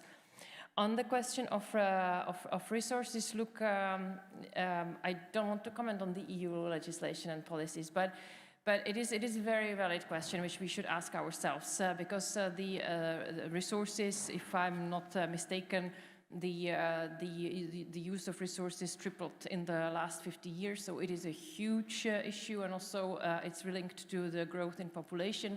There keeps being higher and higher demand for resources. There are lots of initiatives that are going on the global level. I would name, for example, the recent Global Alliance on on Circular Economy and Resource Efficiencies, which is again very much linked to circular economy and SDG 12. We do have to reconsider how much do we produce and use. So that comes back also to the individual action and behavioral shift. So it's not only on the governments, but on all stakeholders and us individually as well. But this is more philosophical question. But definitely the resources. It's something that we will struggle even more in years to come. Jeremy. Yeah, thanks. Maybe starting with the resources issue. If I remember correctly, we were pushing already back in the first circular economy package that was under the Barroso Commission, already then for headline targets on resource reduction. I mean, if you think about all the different targets we've got, but we don't actually have one. So we were looking at a headline target and different disaggregated targets. We didn't succeed, and then we had the next, that was withdrawn, as you famously remember, and then there was the new one, and then we had the second, more recent circular economy package, and this is unfortunately, I think that second circular economy package was quite widely seen as rather good, actually, one of the good things to come out of this commission, but on that issue, we did not succeed, so I think that is something that we do need to address.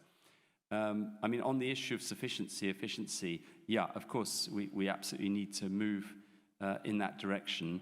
And I mean, I think we can't really go very far in this discussion, but I just want to give a plug to two of the breakout sessions where I think this issue will be on the agenda, one on circularity and one on economic transition. I'm not sure which one's the best one. I don't even know if they're conflicting because I don't have the program memorized.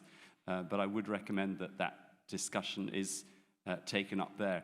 I feel that we made a lot of progress at the rhetorical level. We see in each of the three main EU institutions, we see serious discussions going on this. I think where we're kind of falling short is translating the sort of growing consensus that we need to think more in those terms into kind of concrete policy measures.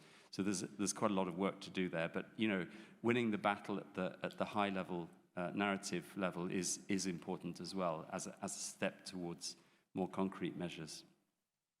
Thank you, Jeremy. Thank you for all your answers.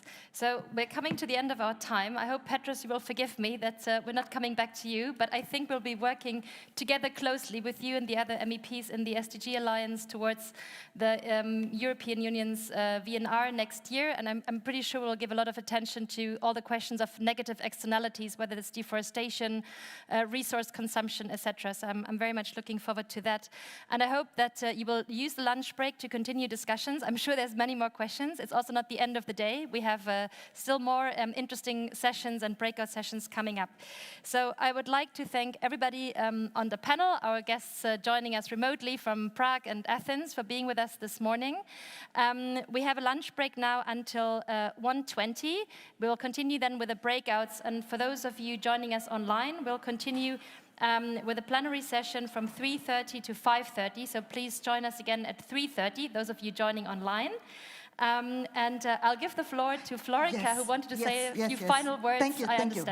Thank you very much. And I'm sorry you have to be I'm standing between you and the lunch, but just one minute, because this is for me the last official event with Jeremy in his official function as Secretary General still. And therefore, as representative of DG Environment, but also personally, I wanted to use this occasion to publicly really applaud him, commend him, but also thank him for being such a great friend.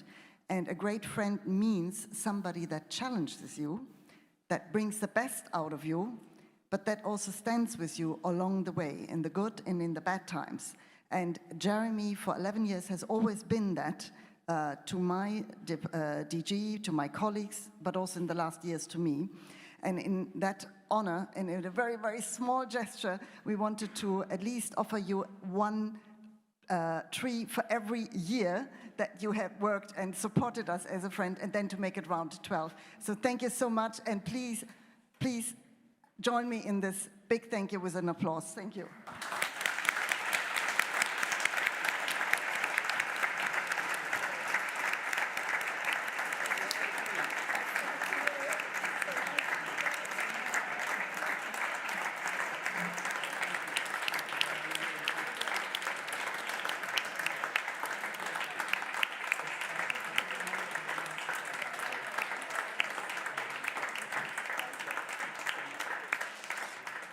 Okay, thank you. Enjoy your lunch break.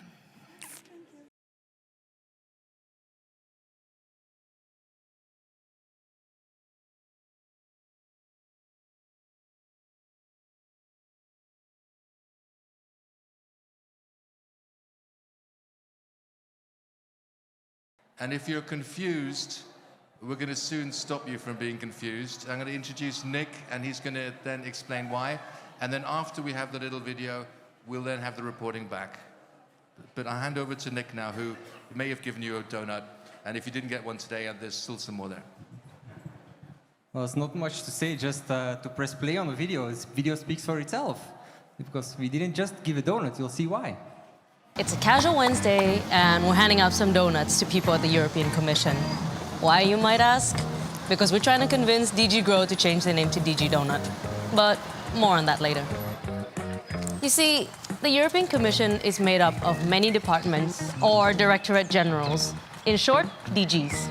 DG Grow is Commission's very own dedicated function to ensure non-stop economic growth within the Union, even at the expense of people and planet. Oh, sorry, are you looking for DG Donut? But wait, why do we want to change the name to DG Donut? Thank you. The donut economy is a concept developed by economist Kate Raworth to represent an economic model that is more considerate and delicious with respect to social and planetary boundaries. We frankly prefer this because of all the lovely ingredients it contains. Let's add some social foundation. And also important, the ecological aspect. And all you have to do is mix, mix, mix to get a beautiful donut economy. But wait a minute, are we sure this is a good idea? What would life even look like inside such a donut economy? For sure, live from the donut, I can report that a world with a donut economy and a DG donut would be amazing. Our current economic growth model has driven us to over-extract resources, exploit labor, and over-consume, with people and nature across the world suffering the consequences, all for the profit of a few. The donut economy is different. It aims to ensure the well-being of all within the planetary boundaries. If that's not a great idea, I do not know what is. So what's the plan? I think we have a lot of new tools, like the donuts. Because it's easy, it's going to convince a lot of people to think differently about the economy. I want the EU to be the global champion of the green transformation that is making our economy fit. We can make a big difference at the level of the European Union, and we're really determined to try. Our message is clear. Come, take a bite of this tasty future.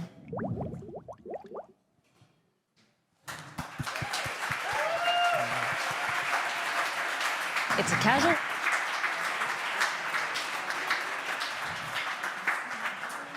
Great, thank you, Nick. Thank you, colleagues. And there's still some more donuts here. But now we're heading to the session. We had 8 breakout sessions. Okay, it was only 40 minutes each, and we had a little bit of chaos getting there. So it's only really the start of the conversation rather than a definitive conclusion of everything.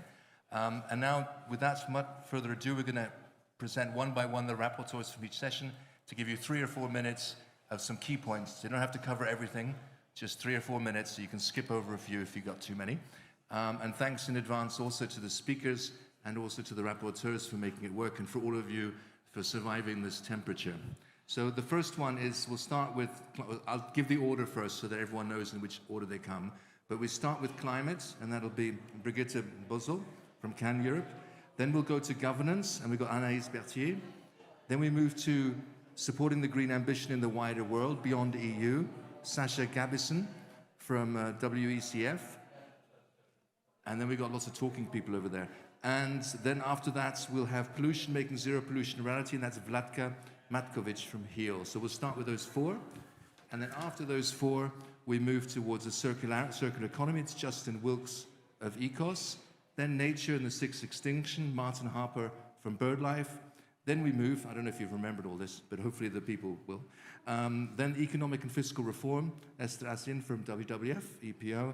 And finally chemicals, non-toxic environment, Stefan Scheuer, who's got many, many hats. Fine, so I'll just hand over now for the first, please.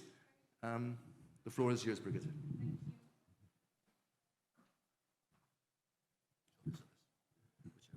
Okay. I shall sit down, sorry for this. I have my notes in my laptop and it's easier. So, with the help of Davide, we got a little overview of what's the good and bad and ugly in the European Green Deal so far. So we got this rapid assessment. There are some good policies in place, a lot of uncertainties and a lot of lack of ambition. And me coming from Cannes Europe, I can really confirm that we are very far off track on the road to Paris. We discussed some ideas how to create those transformative policies that we really need, especially in the transport and industry sectors. Transport is still the problem child of the economy, if you didn't know that. COVID seemed to provide a chance to change this, and especially in biking and the creation of biking lanes, we saw that it really transformed the streets. But the scale of the change is not there in the transport sector. The transport sector is also not on track to the road to 1.5. We are not significantly changing the way we move around in our cities and on the countryside.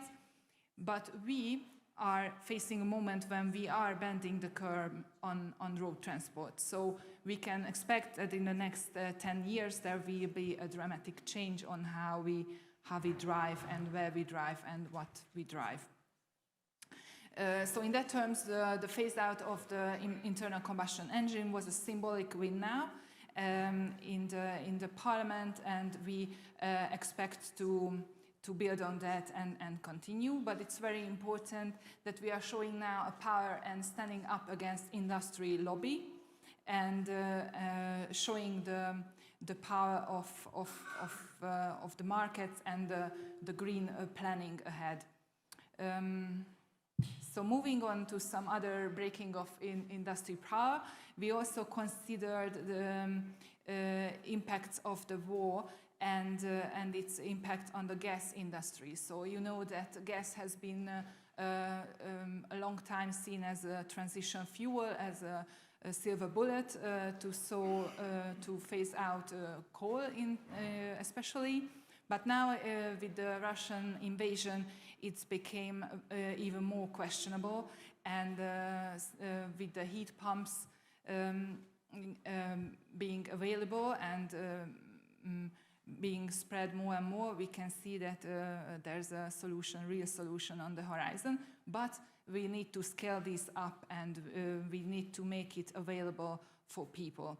And this was my last point, that after talking about this industrial transformation and all those transformative policies, we do need to bring society and people on the board, and we as civil society need to stand up and grow into our role to demand even better policies, even more urgent action. And we have to use our courts, national courts as well, as it can become a very important tool to make governments accountable.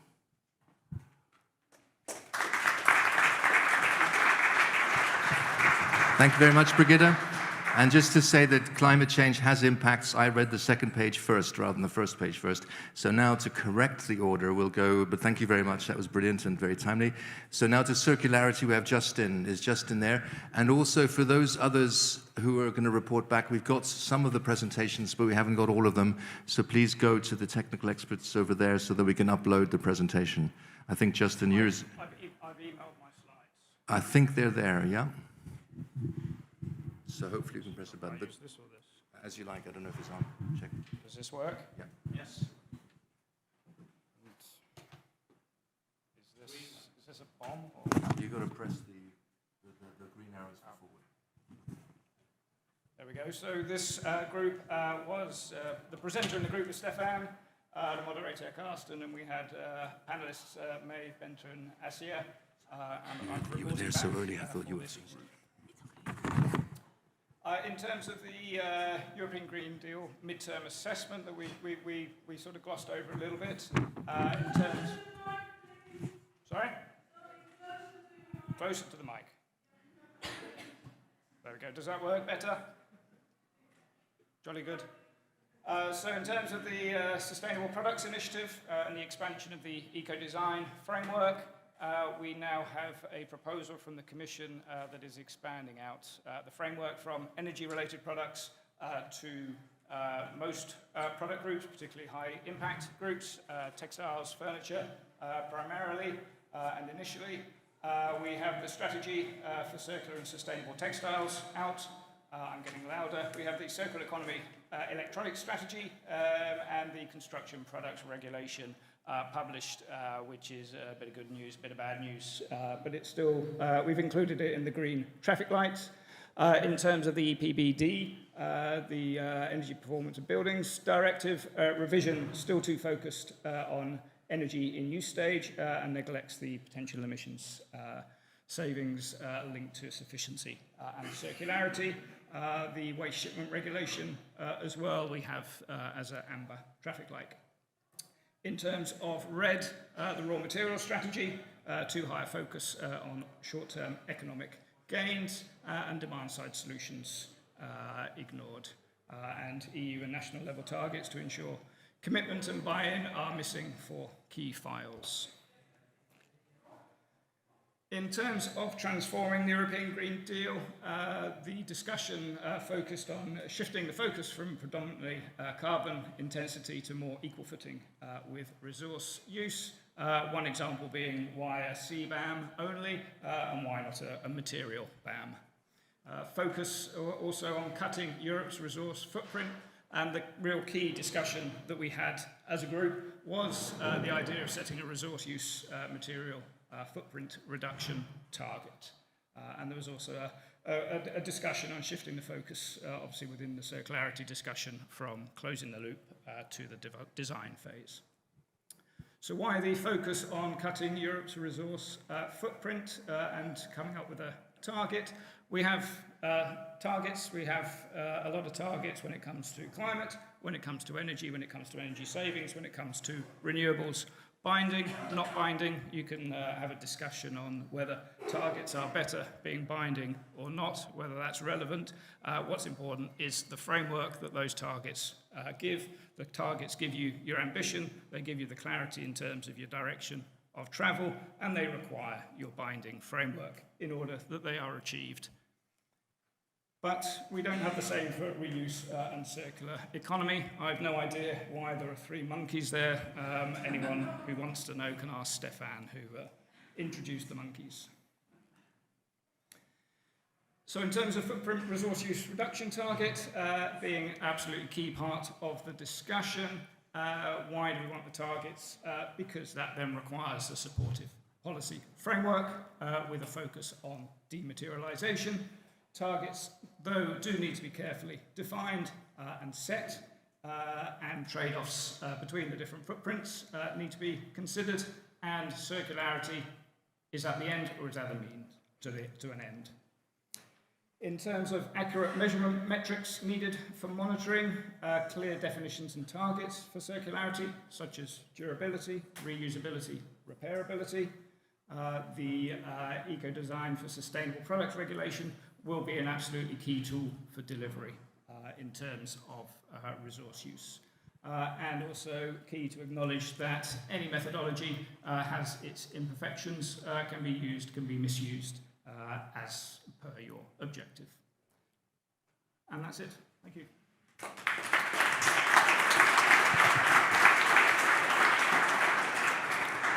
Thank you very much, Justin, and also to Carsten, Stefan, Maud, Bente, and Asja for that. And now handing over onto the nature side for Martin Harper. Thanks. And see, 3 to 4 minutes. Yeah. I've got the slides. Yeah, okay, so I've got 2 slides. The first one is how we're getting on, a bit of a summary, and the second one is what are we going to do next.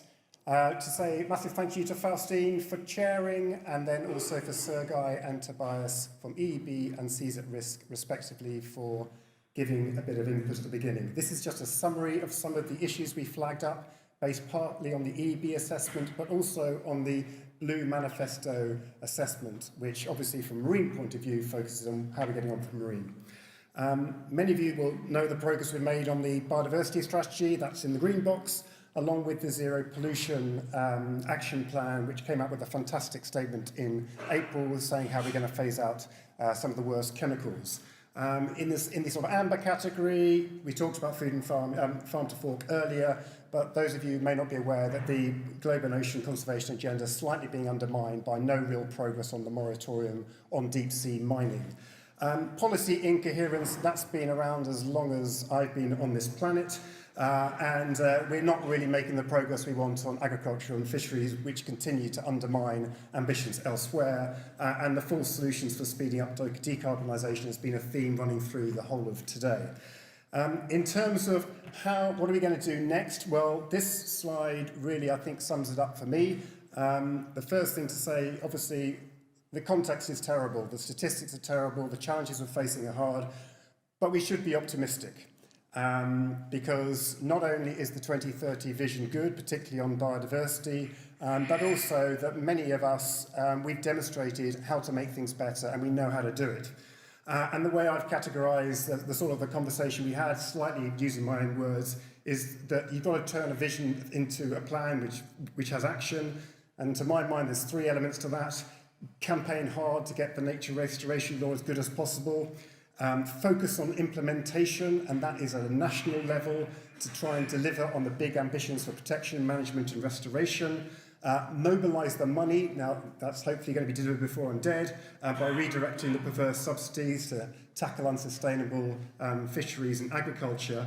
And then sort of some 2 cross-cutting issues. One is about how we as civil society make sure we continue to use our voices for nature to counter the false narratives, to campaign hard, but also to make sure we're prepared to talk about some of these really difficult conversations around things like consumption changing to diet. And my final thing I was allowed to give my own personal view is one which I've been banging on for a while about, which is investing in our sector, making sure we've got the skills, capacity, capability to deliver this new ambition. And to my mind, that means we need an industrial strategy for our land, freshwater, marine management sector for the 2030 that we want to deliver. And if we do all of that, then hopefully our continent will lead the world in restoration. Thank you.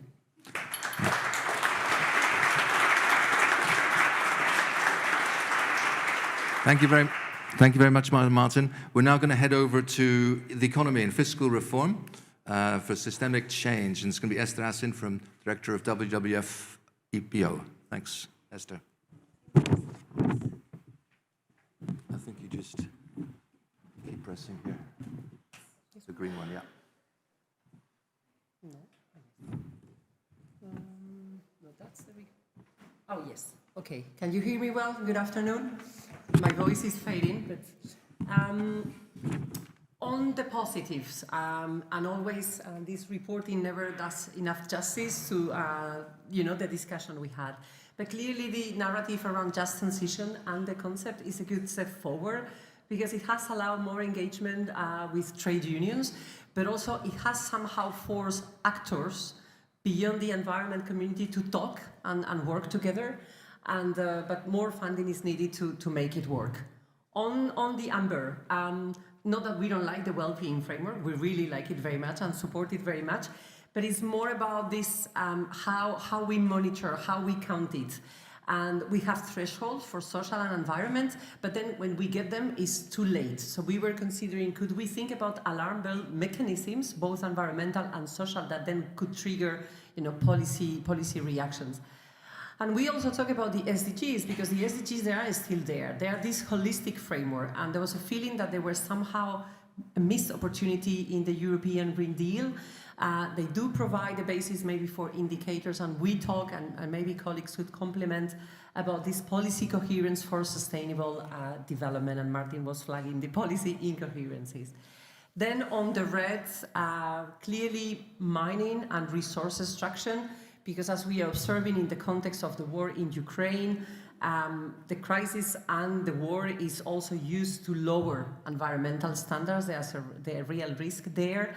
And we are also observing, we flagged especially the context of the national resilience and recovery plans, less democracy, less involvement, and less transparency in decision-making, especially around economic governance. So, recommendations. Well, we have a very short-term call to action to everyone, because we discussed the taxonomy. The taxonomy was an interesting one. It was, green, because it has the potential to move the trillions that they are needed for the transition. But currently we are seeing a lot of red with the current delegated act on gas and nuclear. So there's a short-term call to action to all of you. Please write to your MEPs asking to turn down and to vote against the delegated act for the plenary, EP plenary in July. That's the first one. On raw materials, we agreed that we needed to address two critical issues. The first is the fair share of the distribution of the resources, and the second is who decides, and the right to say no from communities. And related to participation, the colleagues mentioned what we call also citizens washing, so doing a bit of a window dressing exercise when it comes to participation. So we have to avoid that, and also strengthen civil society participation in economic governance. Thank you very much.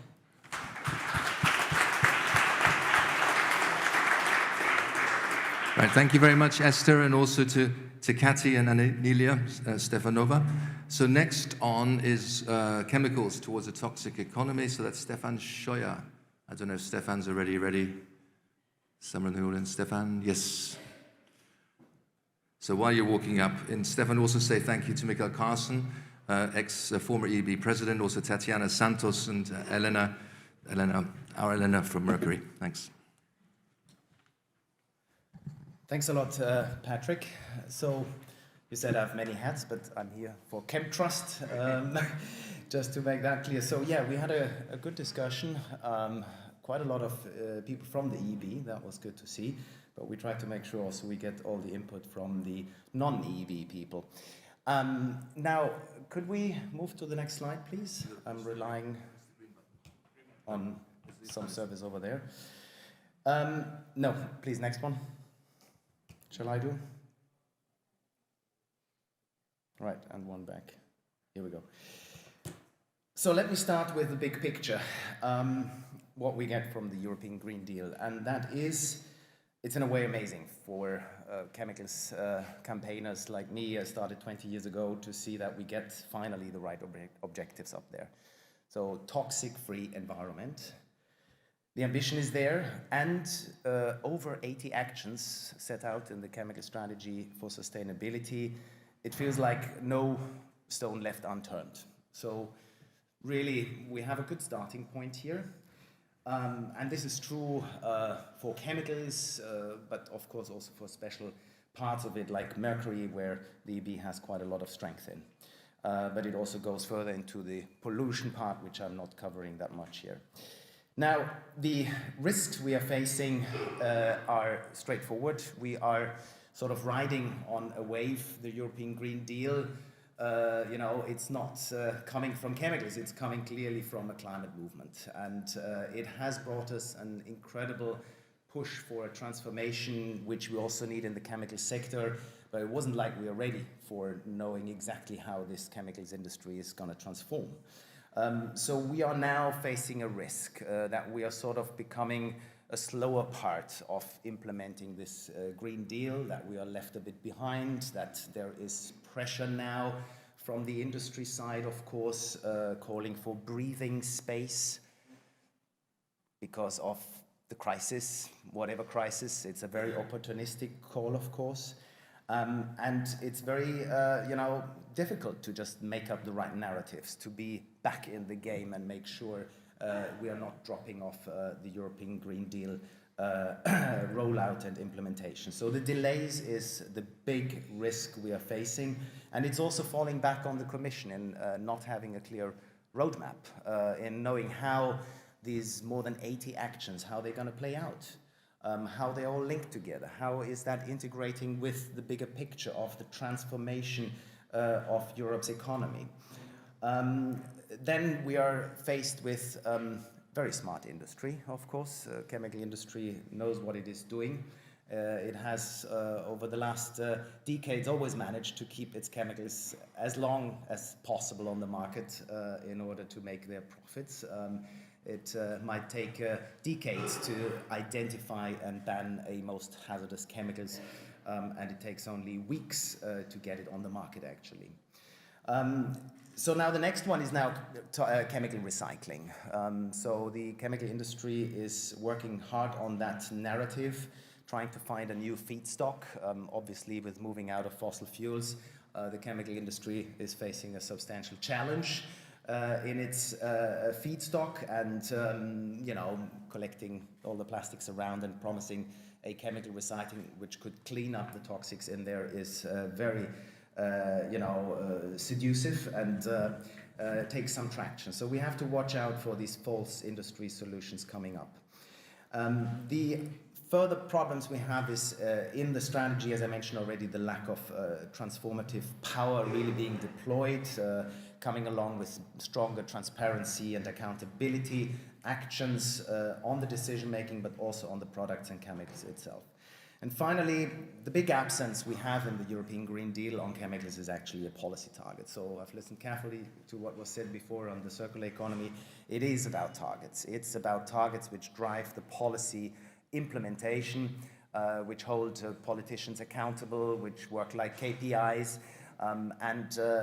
It is possible to do that for chemicals. We think we can have targets for a 2030 time horizon, and that link to implementation roadmap to deliver.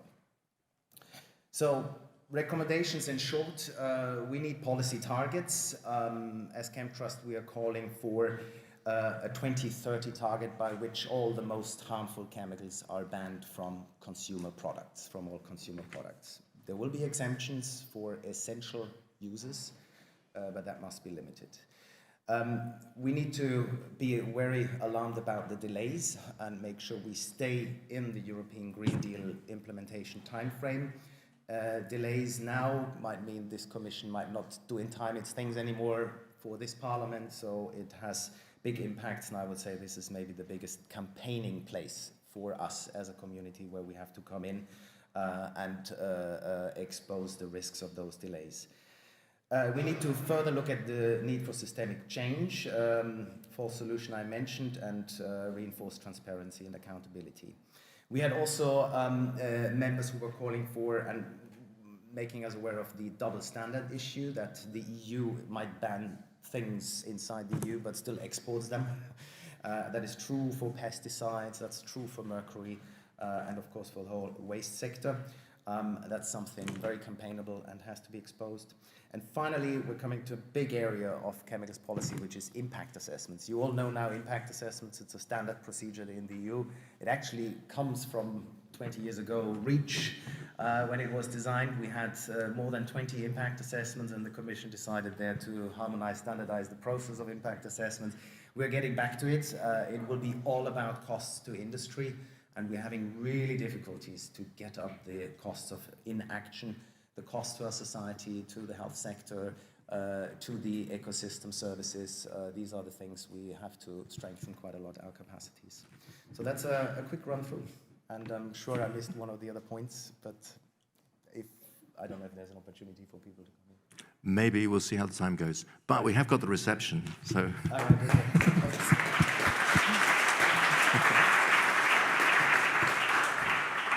So thanks very much again, Stefan. We've got 3 left. So before the next session, so next on is governance, delivering sustainability and democratic accountability, and it's Anaïs Berthier from Client Earth. Thank you. They should be here. There it is. Voilà. No. Yes, better. Well, thanks to Jerzy Jandroszka for moderating the discussion and leading the discussion sometimes, and Francesca as well for setting the scene in that breakout session. So first, what's good? And we'll start with the amendment of the ARIS regulation, and this is a special dedication to Jeremy. So the result is that this ARIS regulation has been finally amended after a more than 10-year legal battle before the ARIS Convention Compliance Committee, but also before all the European institutions possible. And the result is that the right of access to justice for NGOs, but also for individuals, has been broadened. And so that's a good opportunity for me to tell you today, NGOs and individuals, you can challenge way more decisions adopted by European institutions, first through an administrative process and then eventually before the Court of Justice of the EU. And so it's maybe not as ambitious as we would like it to be, but it's already a great, great, great achievement. And so thank you, Jeremy, because without you, and without your support in terms of advocacy work and etc., I don't think we would have achieved the same results. So thanks to you. Another good thing is the Industrial Emissions Directive proposal. We are really, really happy about that one.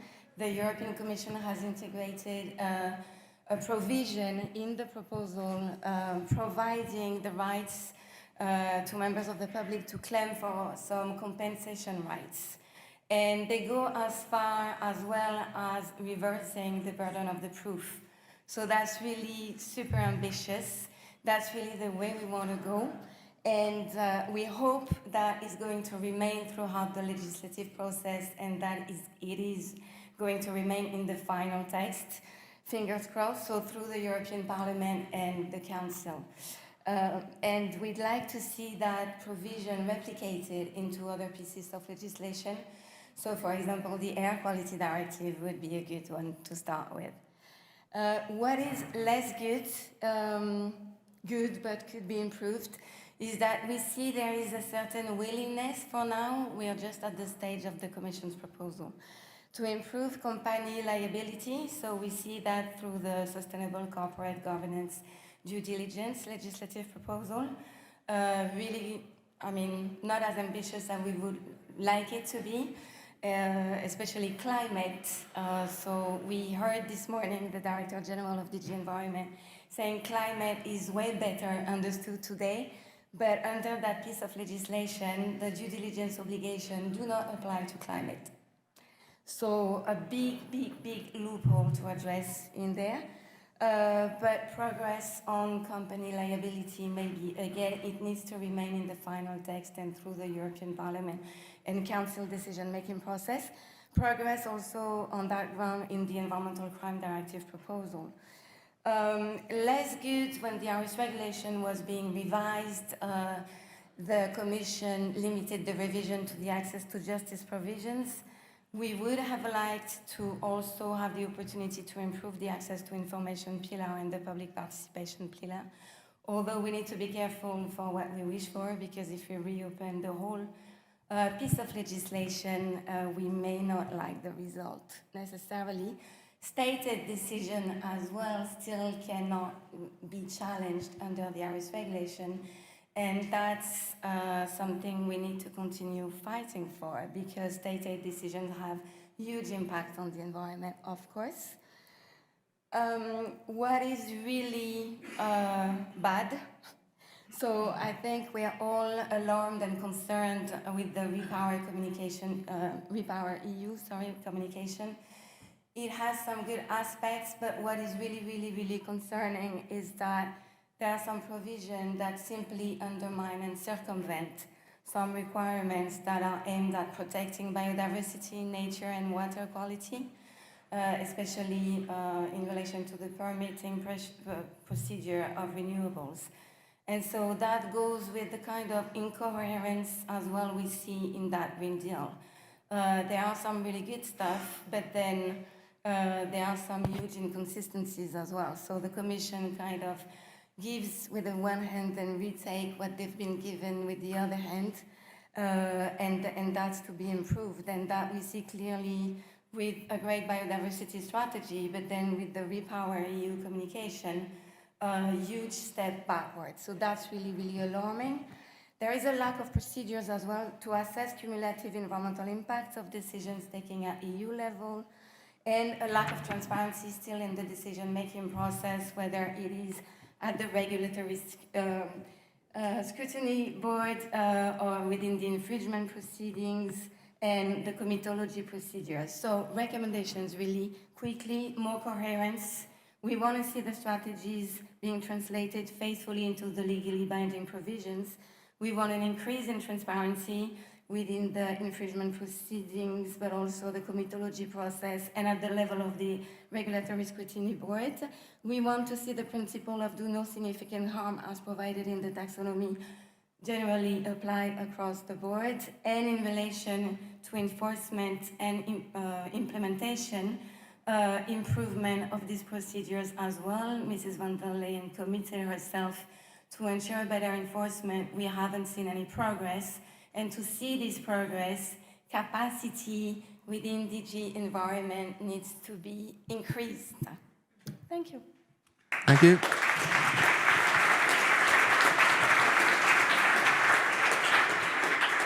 Thank you very much, Anaïs. And now we have two left. Now, beyond EU, supporting the green ambition in the wider world, we have Sasha Gabison. Thank you. Thank you. So, let's see. We had a great moderator, Tony. Thank you very much. And a presentation from Patricia. And I have some slides, which are many. Okay, this is the old version where we don't have the slides of Patricia. Sorry, Patricia. How does it work? Next one, please. Someone. Thank you. So we discussed that, you know, when Tony, he's from Croatia, when the Commission announced the Green Deal, the European Green Deal, that was like a huge shock in the country. Like, whoa, now what is happening here? And we know that many partner countries, also from the Global South, especially the petro states, are not at all pleased and are very afraid of conditionalities in EU funding, etc. But that is really the really good thing about, and the great chance and opportunity which we have in our international cooperation, that we have the European Green Deal as a key issue for all cooperation. We focus specifically on the neighborhood region in our discussion.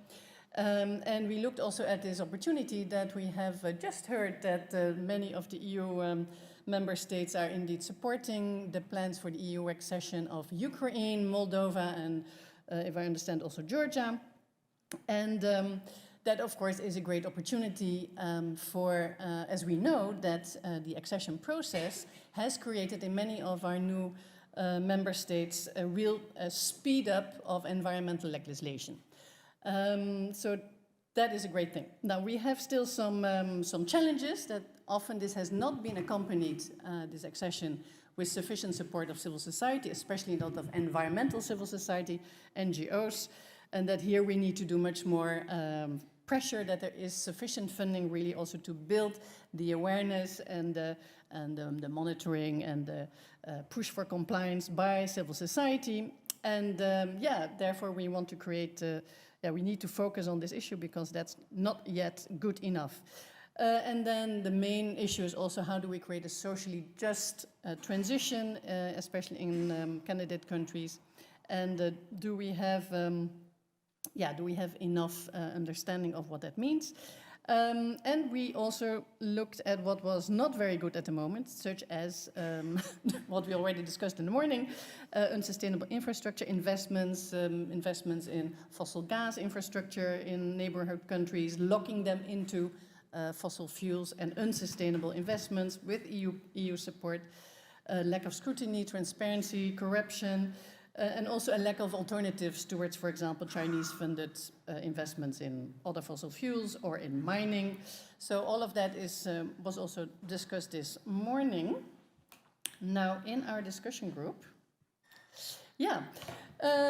so we looked at, okay, what can we recommend at this moment? We're looking at really extending a just transition mechanism, a socially just transition mechanism, ensuring that there's transparency and that civil society is really at the heart of this green agenda as watchdogs, as implementers at the decision-making table. And then we looked also and discussed specifically about Ukraine reconstruction. We had a colleague, Andrei, here from Ukraine, who I understand had a 50-hour trip to get to be with us. And we learned a lot.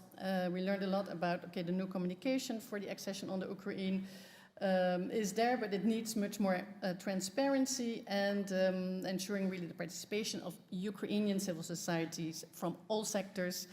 And that we also really need to get funding of reconstruction funding is going to be massive because so much is destroyed that these massive investments should also really go to community organizations, cooperatives, local authorities for green investment. And this should not just be loan-based. My country, for example, the Netherlands, thinks they can only give loans for commercial activities to support the reconstruction in the Ukraine. And that would, of course, be a very bad approach. And that we also, at the same time, need to understand that we need an innovative approach. We need to be very fast. The winter is coming in October, and there is entire cities without any heating at the moment, which need to be entirely reconstructed before the winter comes. This still needs inclusion, consultation, and needs to be done in a sustainable manner. So that is quite a challenge, but it can be done. And we also looked at, and am I already over time? Yeah. I'm already over time. A few more points. More broader, we looked at the issues of the frustration against those who are paying the bill, as we discussed this morning as well, for the European Green Deal abroad.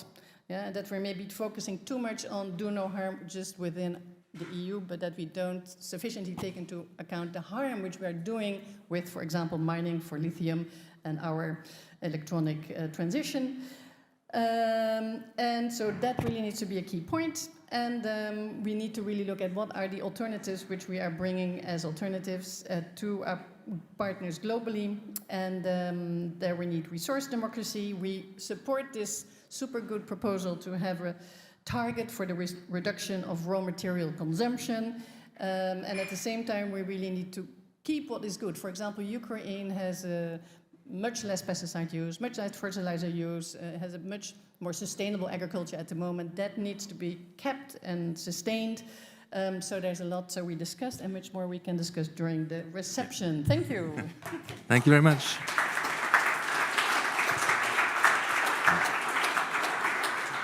No, thank you very much. I know the discussions are so rich that it's impossible to say everything, so but we've got lots of drinks at the reception. Now, last but certainly not least, we're going to have Making Zero Pollution a Reality. So to Vladka Matkovic from HEAL. Thank you.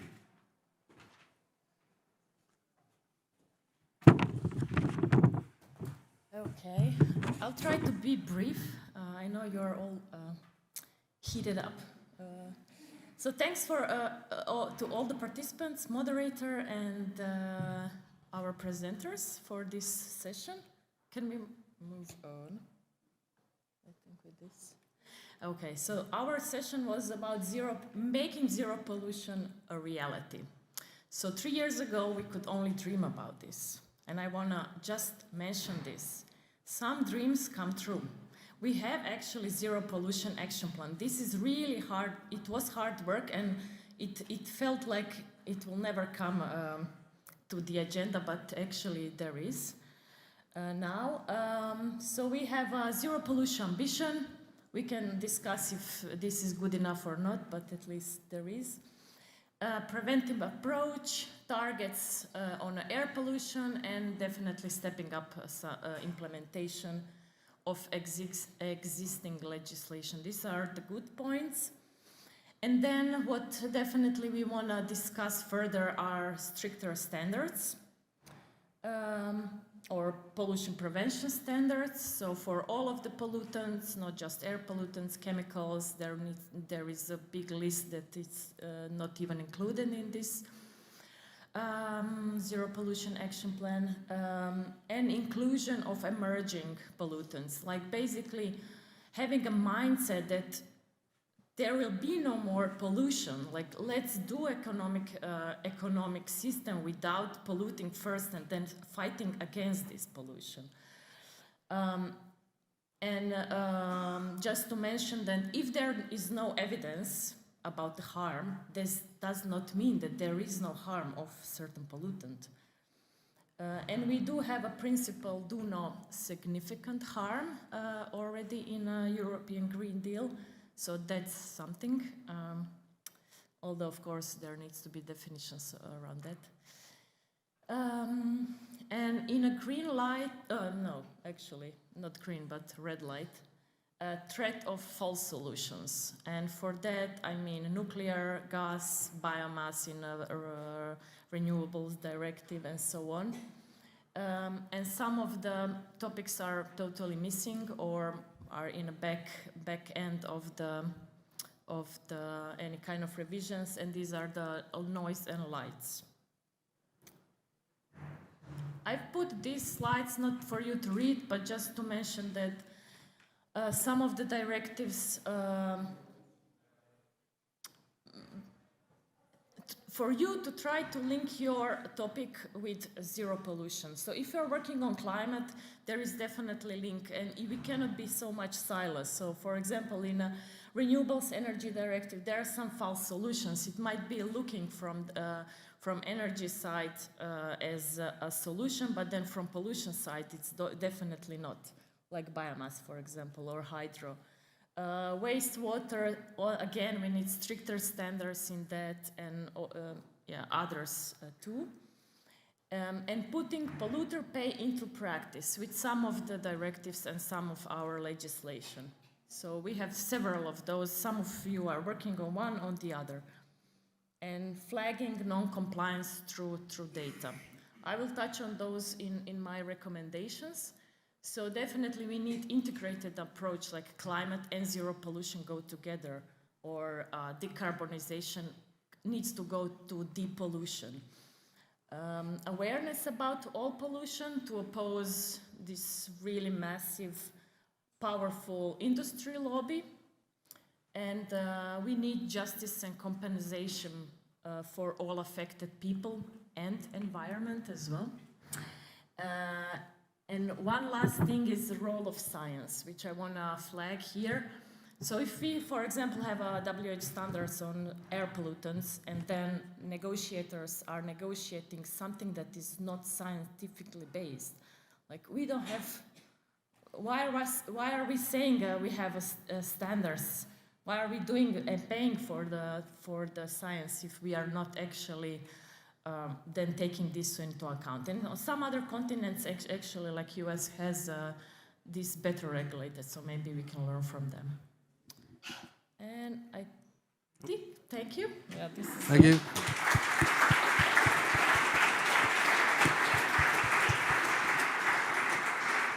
Right, thank you everyone for the presentations and the earlier facilitation and so on. We've got exactly -1 minute for any questions, so we won't have any. So keep them for the reception. The other thing to say is that what we're going to do with all of this, we have the background paper. If you read it carefully, it was asking for inputs, and we're going to promise to do an update of it, try to integrate your views, and then hopefully use that to encourage an upgrade in the ambition so that we can get the person on the moon that we wanted. Okay, so that's the end of this session. So a big round of applause again for the 8 rapporteurs in this match.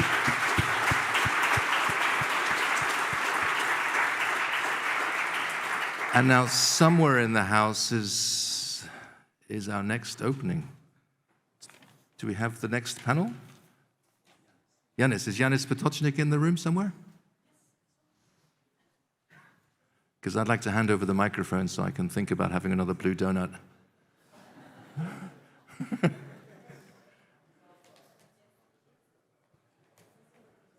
Here he comes, I think. Yeah.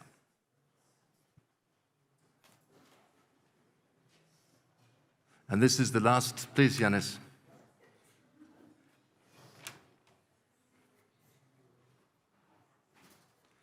So we've upped the temperature just for you. That's very good. So, should I ask Yeah. to come Sure. on stage? Okay. Fine, you can. I'll put this in there.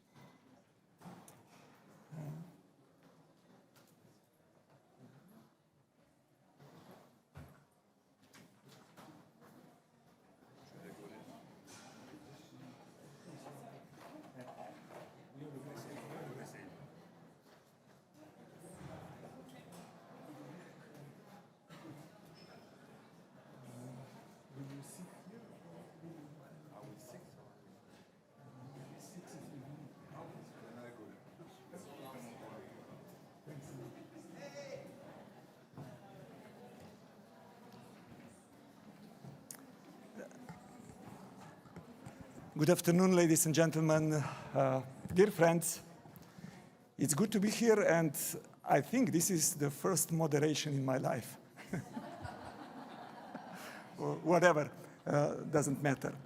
Really, before I start, so that I put the things in order. I'm here more or less from one reason. It's good to see you, everybody, but this is my 8th conference this week. And definitely Friday afternoon is not the best time to have it. But I'm here to pay a tribute to you, Jeremy, to everything you have done. I will not be at the reception later on, but I would like to say that I've heard that your legacy will be in good hands. But I have really had the feeling that I was privileged as commissioner from 2 reasons: for creating really good friendship relations with some of you, and because I always felt that what I was doing is actually supported by an army of devoted people out there. And if you understand it in that way, it's always easier. So that is just to thank you, and just to say that really I do appreciate everything what you have done for me personally, but also for the cause which we are all behind. But let me go now to European Green Deal.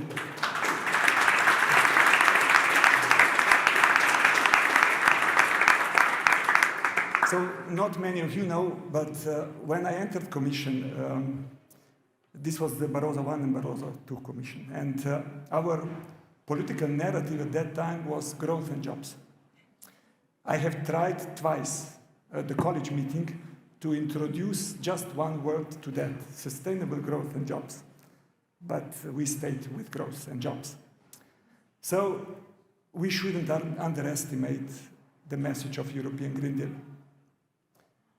Because it's the message which is actually for the first time in life telling us on such a level that economic development is not in contradiction with environmental preservation. On the contrary, if we would follow the logic of the Club of Rome, which basically said that we have moved from the empty world which was dominated by nature to a full world which is dominated now by humans, while in the empty world it was labor and infrastructure which were the limiting factors of human well-being, it is now in full world actually environmental things and how we care for natural resources.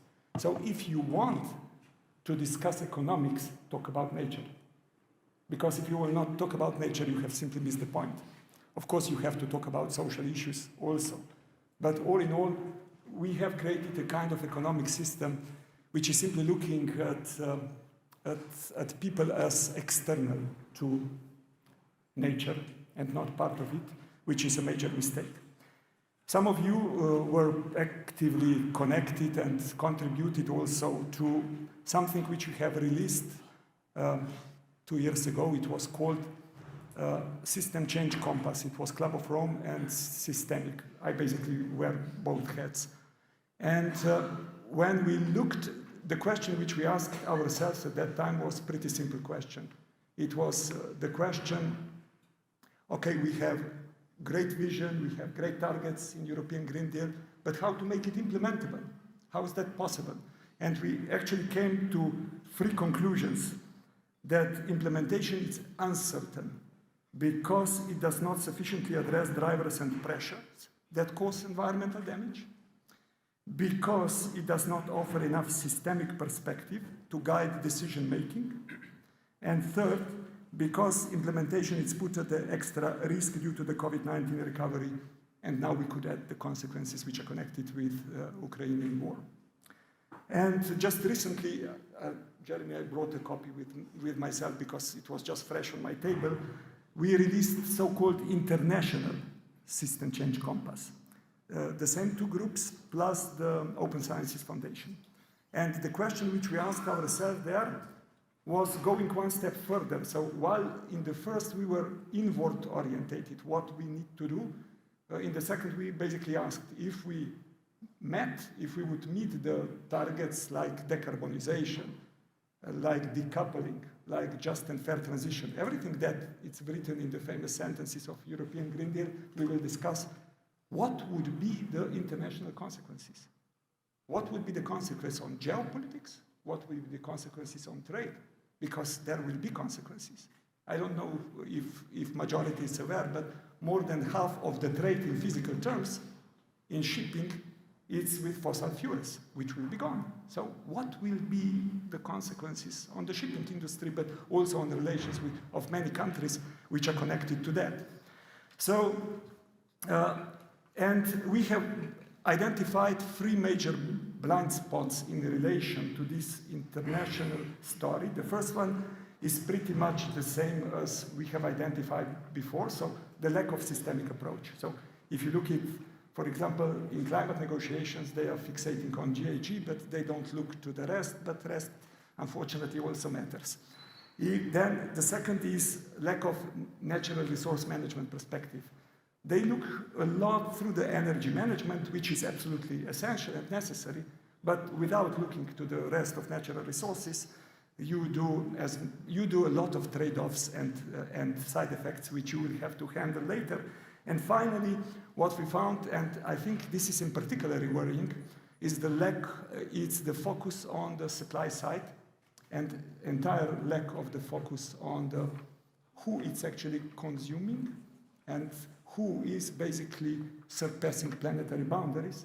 There is 0 targets in NDCs, which would be about footprinting and who is actually behind that questions, which is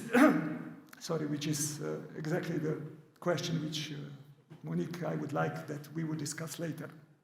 So, unfortunately, this question, it's putting in the center the fairness and equity.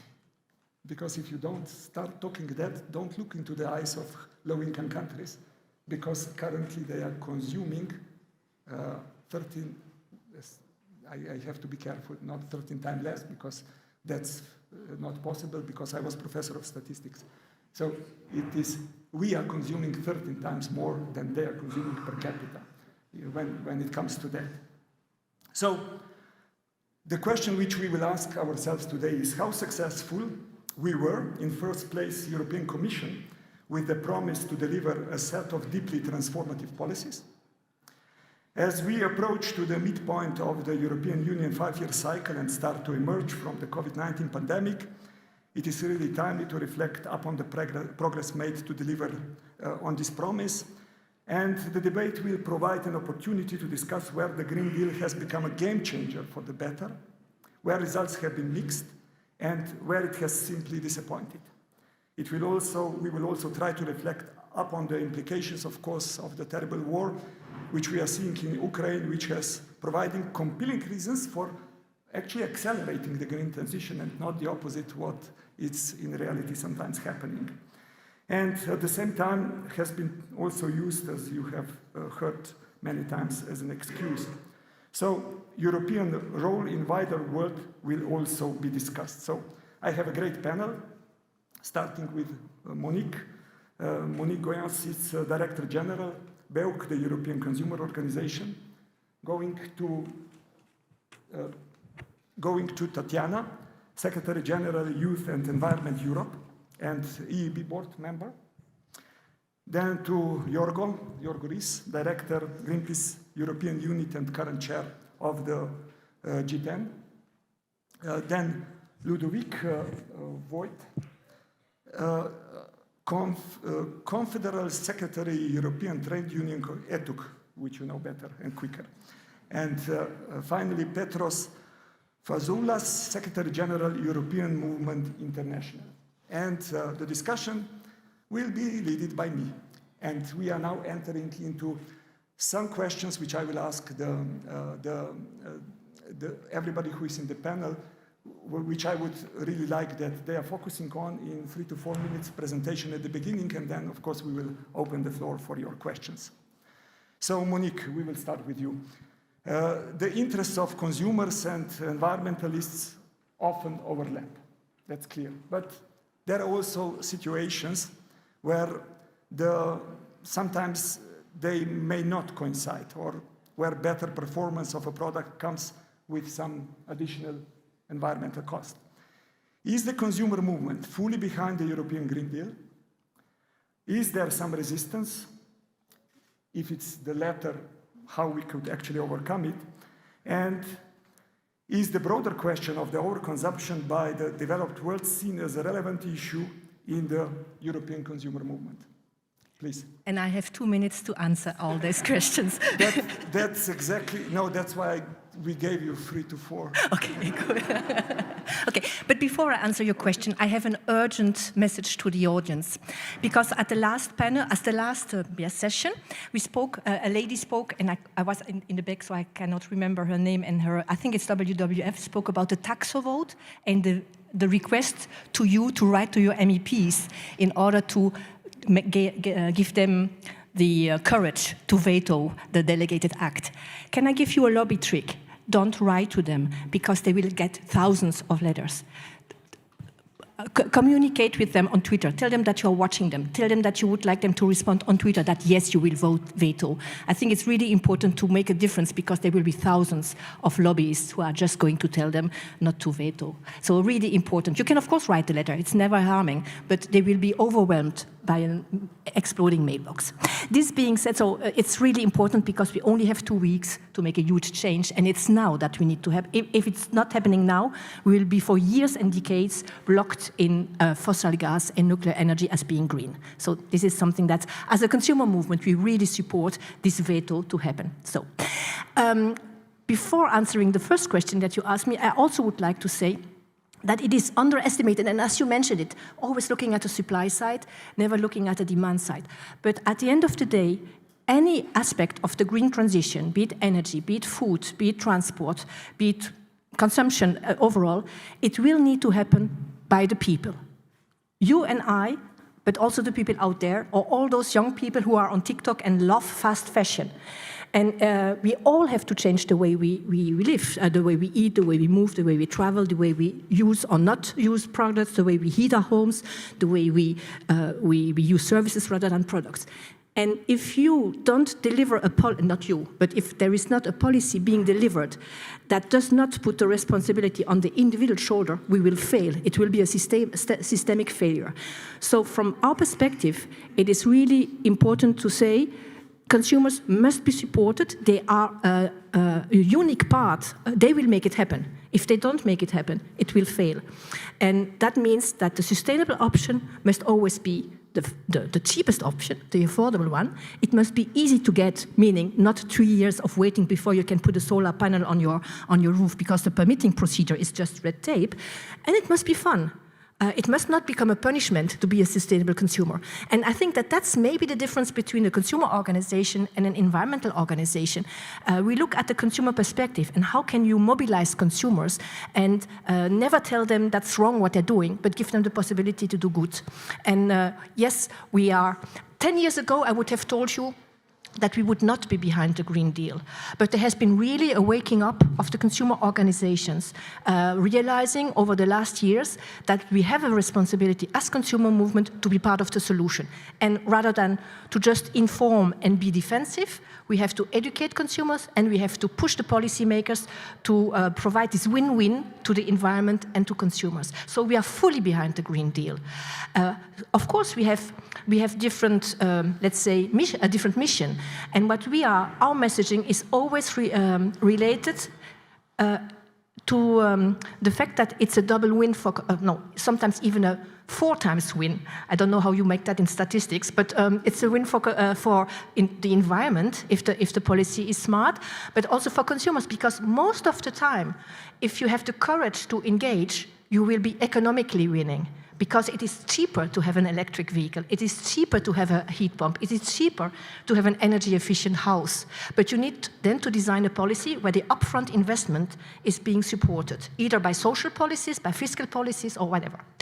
And then the 2 other wins are health, of course, and quality of life, because if you live in a better environment, you are a happier consumer or person, and also sometimes the social dimension. So it's the poorer households that will be helped more if you invest as a policymaker into full retrofitting policies, because for them the part of the energy bill that is related to heating that is wasted because the house is not well insulated is much higher. So they will be even benefiting more.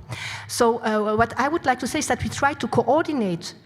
We don't always agree. We agree on the direction with the environmental organizations. Sometimes we don't agree on some of the nitty-gritty, but that's the price we have to pay. We always try to highlight the positive sides. But where we can make a difference in the lobby work, in the advocacy work, is that we highlight always the consumer dimension. And then and that makes a different way of lobbying. Some policymakers who are not really sensitive to the environmental argument, they can be sensitive to the economic argument from the consumer side in terms of constituency. That's all I wanted to say. Thanks. I think we have heard, I think that deserves applause.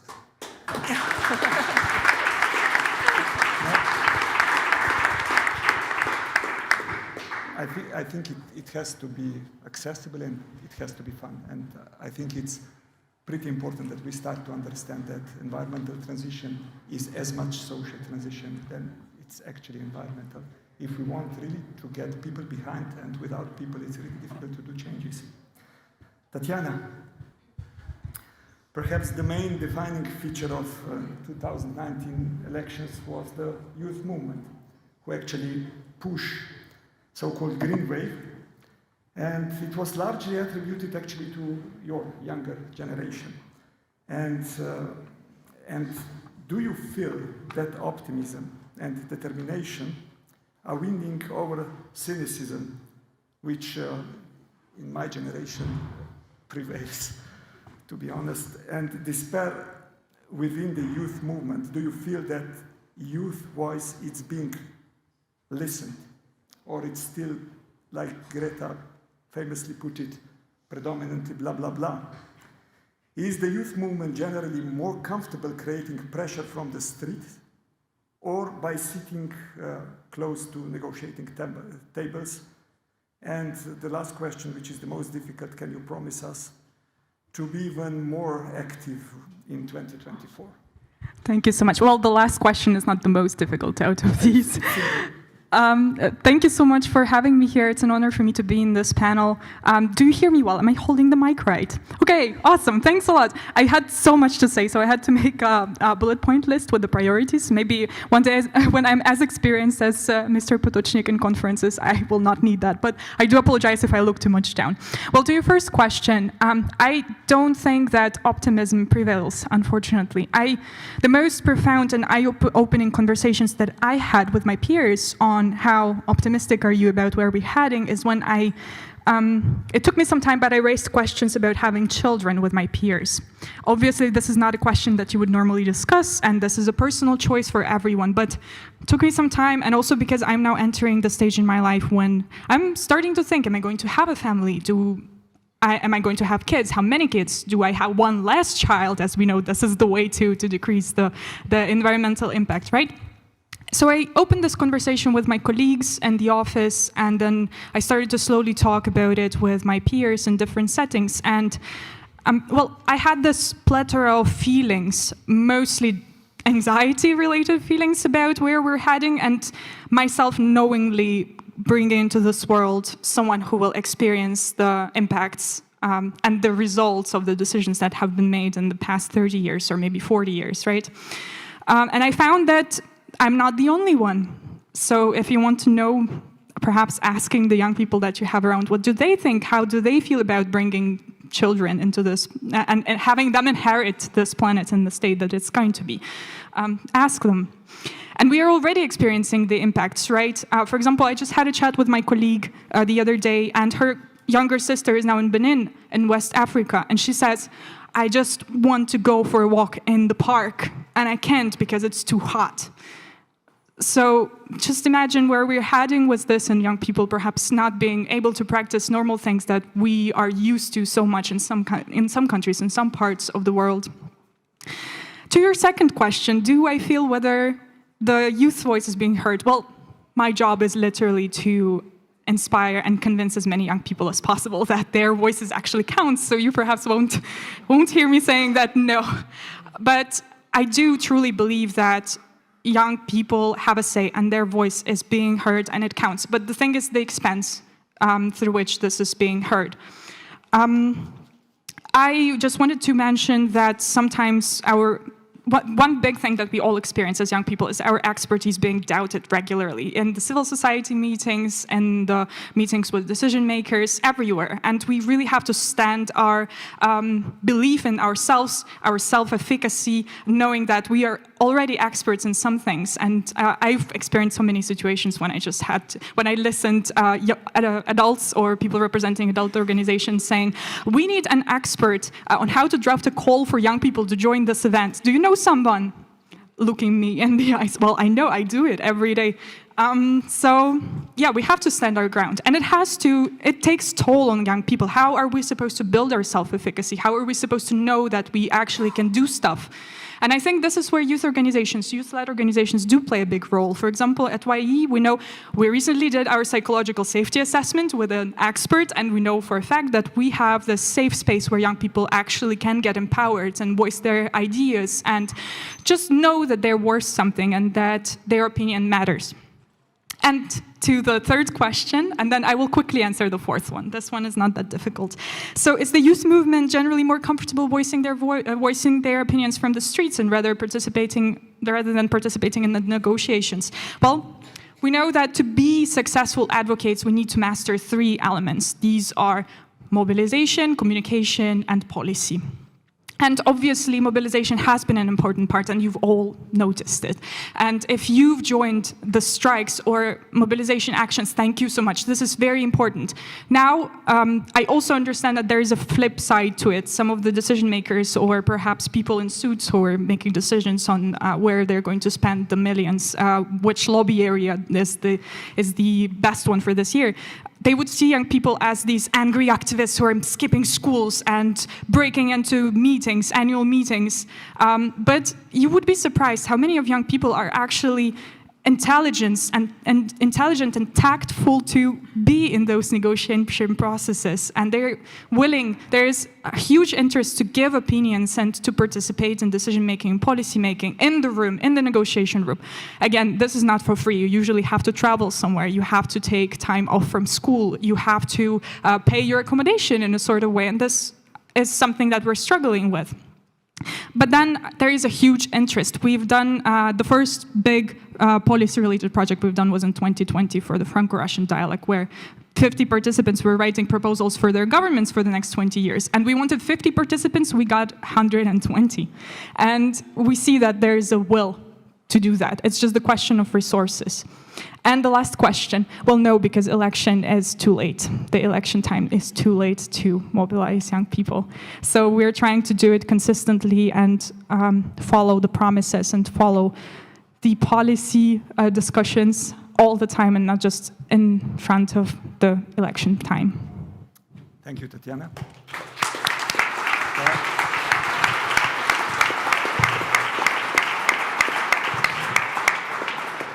Two quick comments. You certainly don't need paper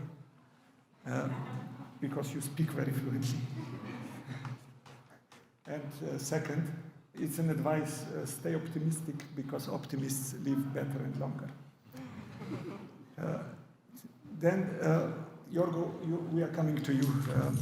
Apart from being the current chair of G10, longest serving director of the G10 member organization, so you have seen many of us, to put it like that, commission presidents, environment commissioners, and so on.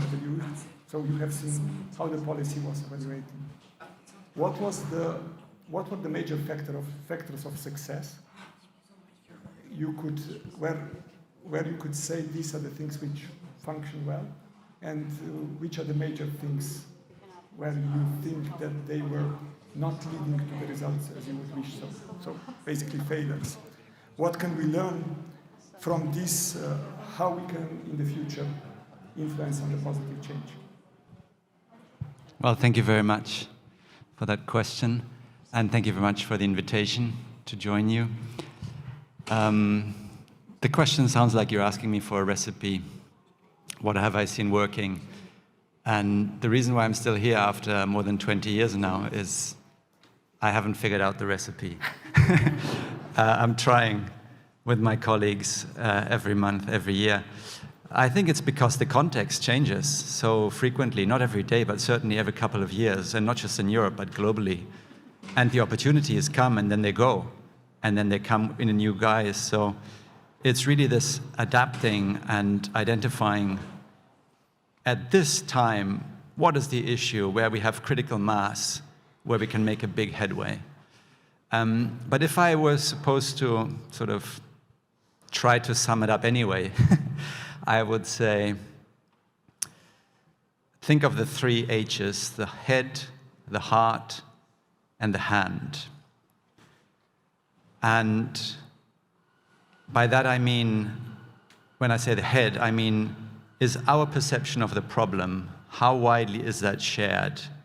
And by how many different types of players is the perception of the problem shared?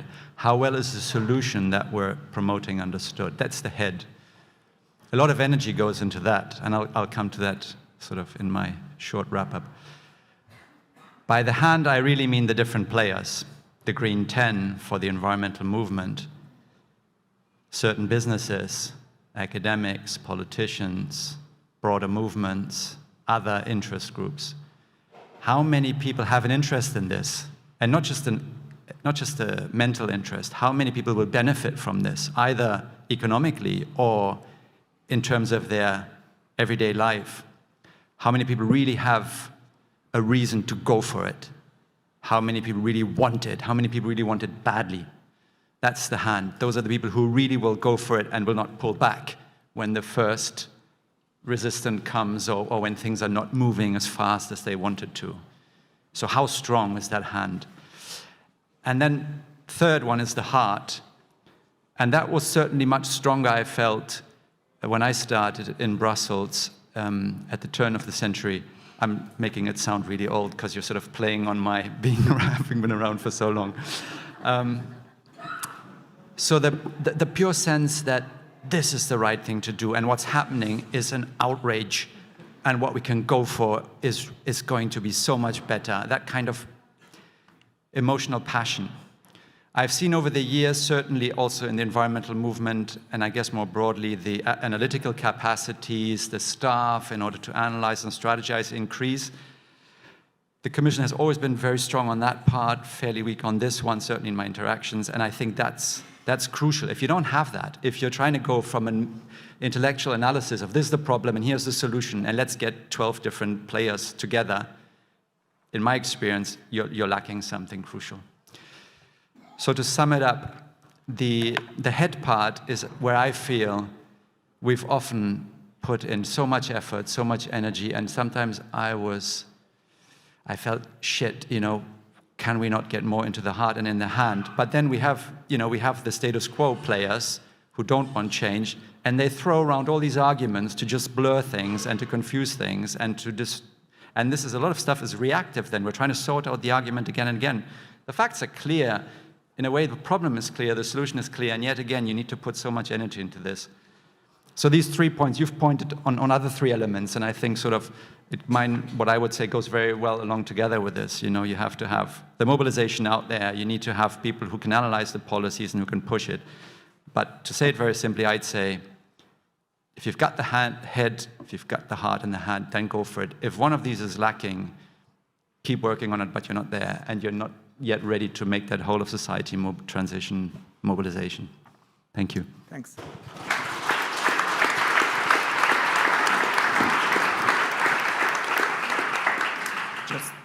Just to say from my own experience, G10 is extremely important. And if you are not critical to those who are in political positions like I was, then you are not ahead of time. Then you are behind the time. And if you are behind the time, you are not doing your job. So you have to do that. And in my context, what makes the things working was the lesson which I learned. Repeat, repeat, repeat, repeat. And when you are totally fed up of repeating, repeat it again.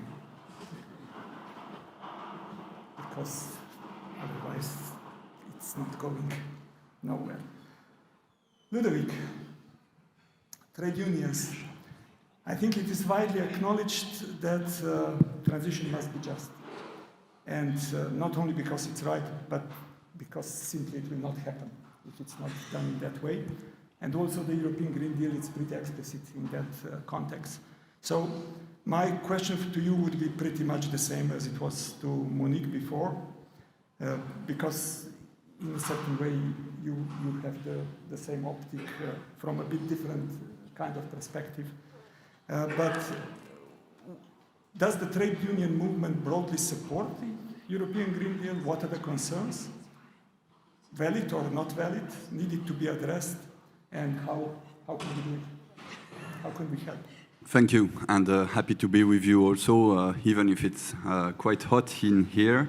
The already existing climate change is quite clear, so yes, we support the objectives that are to go to carbon neutral society and the pathway to go there. The question is, of course, the how, and because the transition can happen, the question is how can it be just? And so behind this question, I think, is how do we build the trust and confidence of people? Do you hear me well? Yeah, okay. How do we build the trust and confidence on people in the transition? That's not the first transition that we live, so we can also experience the previous transition. I think the poorest in society, the most vulnerable workers, have already experienced transitions where they have been left behind. So if we look at the globalization trend, there has been massive destruction of jobs all over Europe, here in the region in Wallonia, in Belgium, in the south, massive destruction of industrial jobs. So I think behind the discussion about the climate transition, where, of course, it's important to do this transition because also the most vulnerable are the most affected. But in the question of how and of the transition, we have to make sure that there's a future for everyone. And there, of course, any any climate policy is not an equalizer, is not producing just transition. It can also increase inequalities. And in this transition, to build the trust, okay, we can state that there are principles like energy savings, for sure, but when you go to in-depth policies on energy savings, there's no confidence if someone is renting a house that the owner would not raise the price of his house. So the question is the how of the policies. If we take a climate policy that is quite coherent to ban combustion engine vehicles, quite coherent climately speaking, what does it mean in terms of job in the automotive sector? What does it mean in terms of perspective for the workers in the sector? Will it mean less jobs? In that case, if we don't speak about working time reduction, what does it mean in terms of job destruction? Or also in terms of inequalities between the East and the West, because one of the danger of electrification is that Germany would get a lot of jobs maintained, but all the supply chain in the East would lose a lot of jobs in the automotive sector. So the question that the trade unions are trying to bring in the climate policies is we have to look at each single policy and anticipate their effect on the social effects. Here we think the Fit for 55 package is not doing this properly at the moment. It's still possible to improve it, but if you look at each of the policies of the Fit for 55 package, there's no anticipation of the change in jobs, there's no anticipation of the change in skills, there's no the framework to concretely invest in job creation in the regions that will be affected, the challenge of training people for the jobs of tomorrow, allowing public investment, public services, etc., is not addressed properly yet. So that's why we ask as trade union movement to be able to support concretely the Green Deal and the Fit for 55 package, to also establish a just transition framework that complements this Fit for 55 package. Because just transition cannot just be a limited fund to finance the transition in some regions in the carbon regions. It should be a pathway, a policy that is integrated completely in the European Green Deal.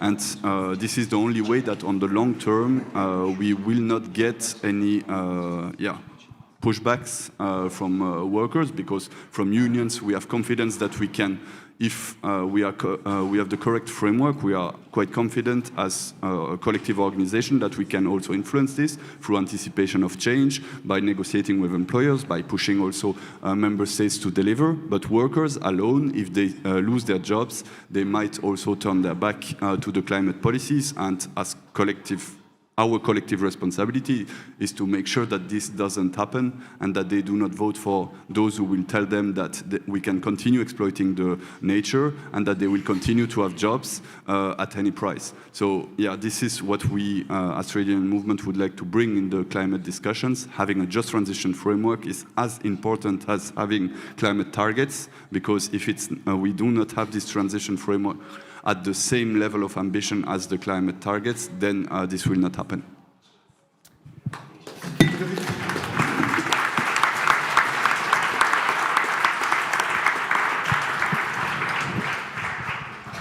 Actually, I have nothing to add.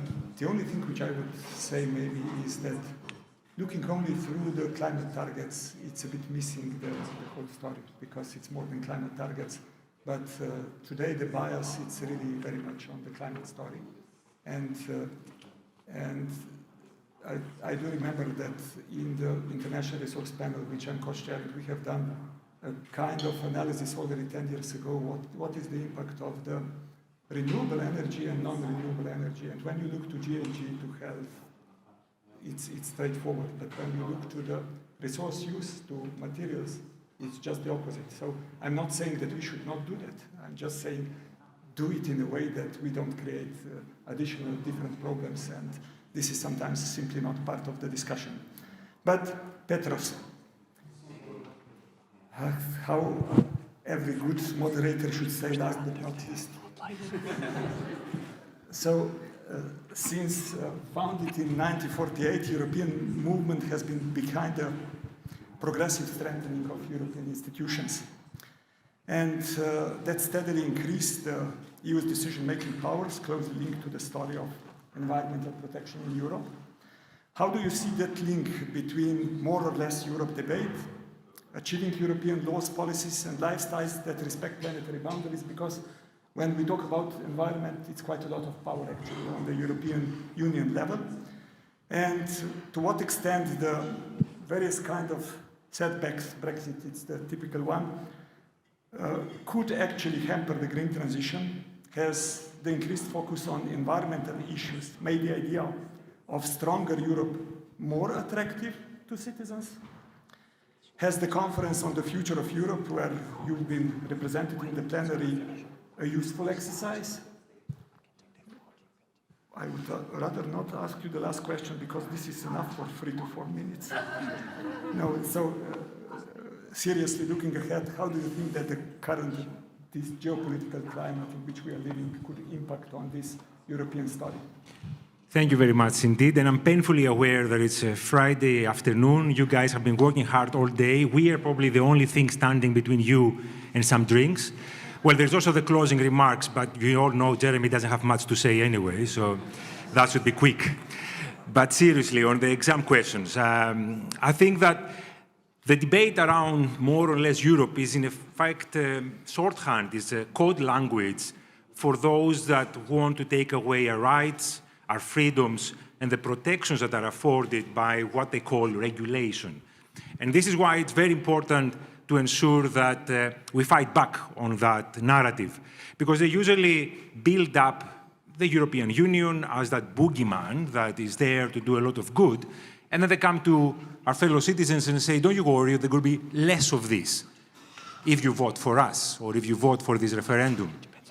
So it is important to ensure that we always speak about Europe, or not as a regulator, but as that entity that confers and protects rights and is there to make our society, our economy, our products, and our environment fit for us to live in.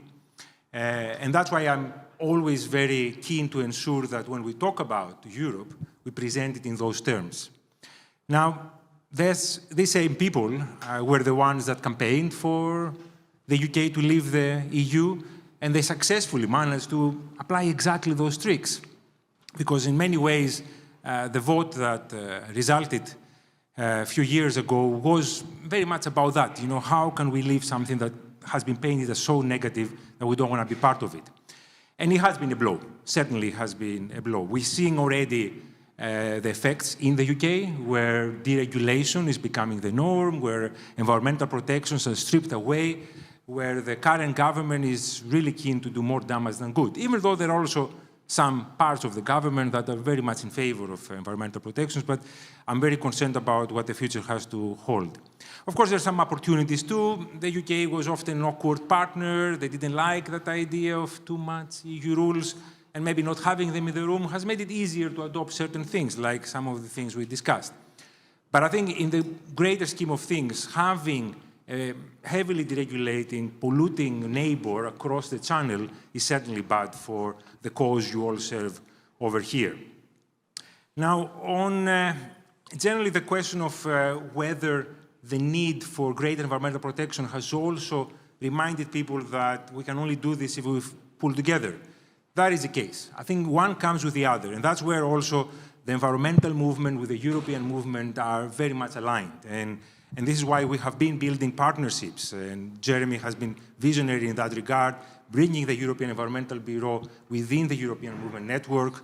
I mean, Patricia is on our board, and she always makes the point of the close alignment between the two. So I do believe that the cause of the environmental cause is very much similar to the one that we advocate, of closer cooperation to address the challenges that our citizens are facing across the board, and certainly on the environment.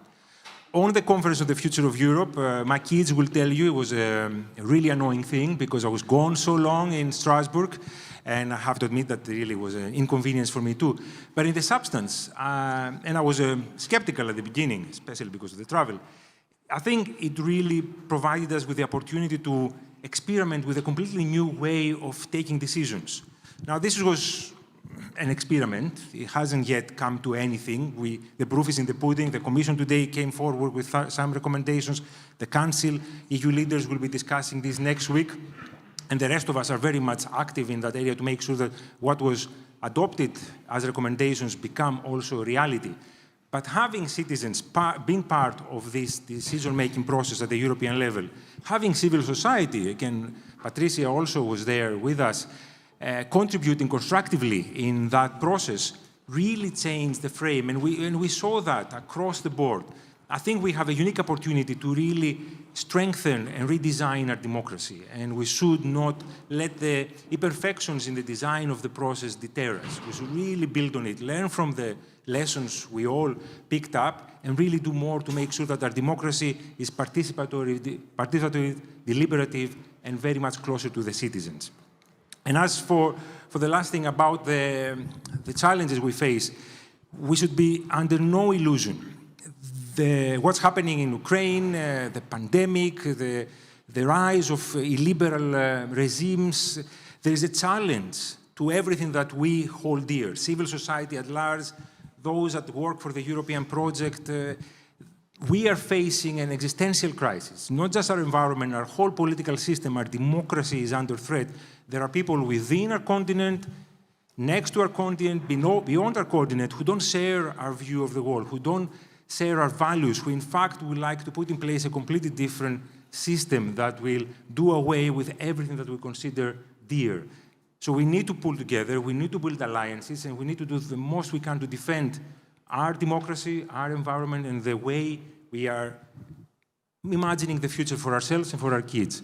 And I think that's why it's very important that what the European Environmental Bureau is doing, the whole green movement, that we strengthen it, and we are shareholders of it, and we work together. Thank you very much.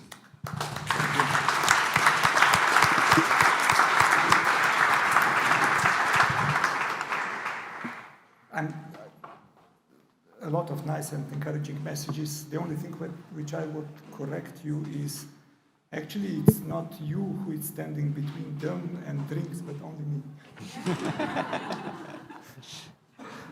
But anyway, looking at you, so I basically played a classical moderator, which means that we have shortened the Q&A time as much as we can. So, but certainly we have some time also for the questions.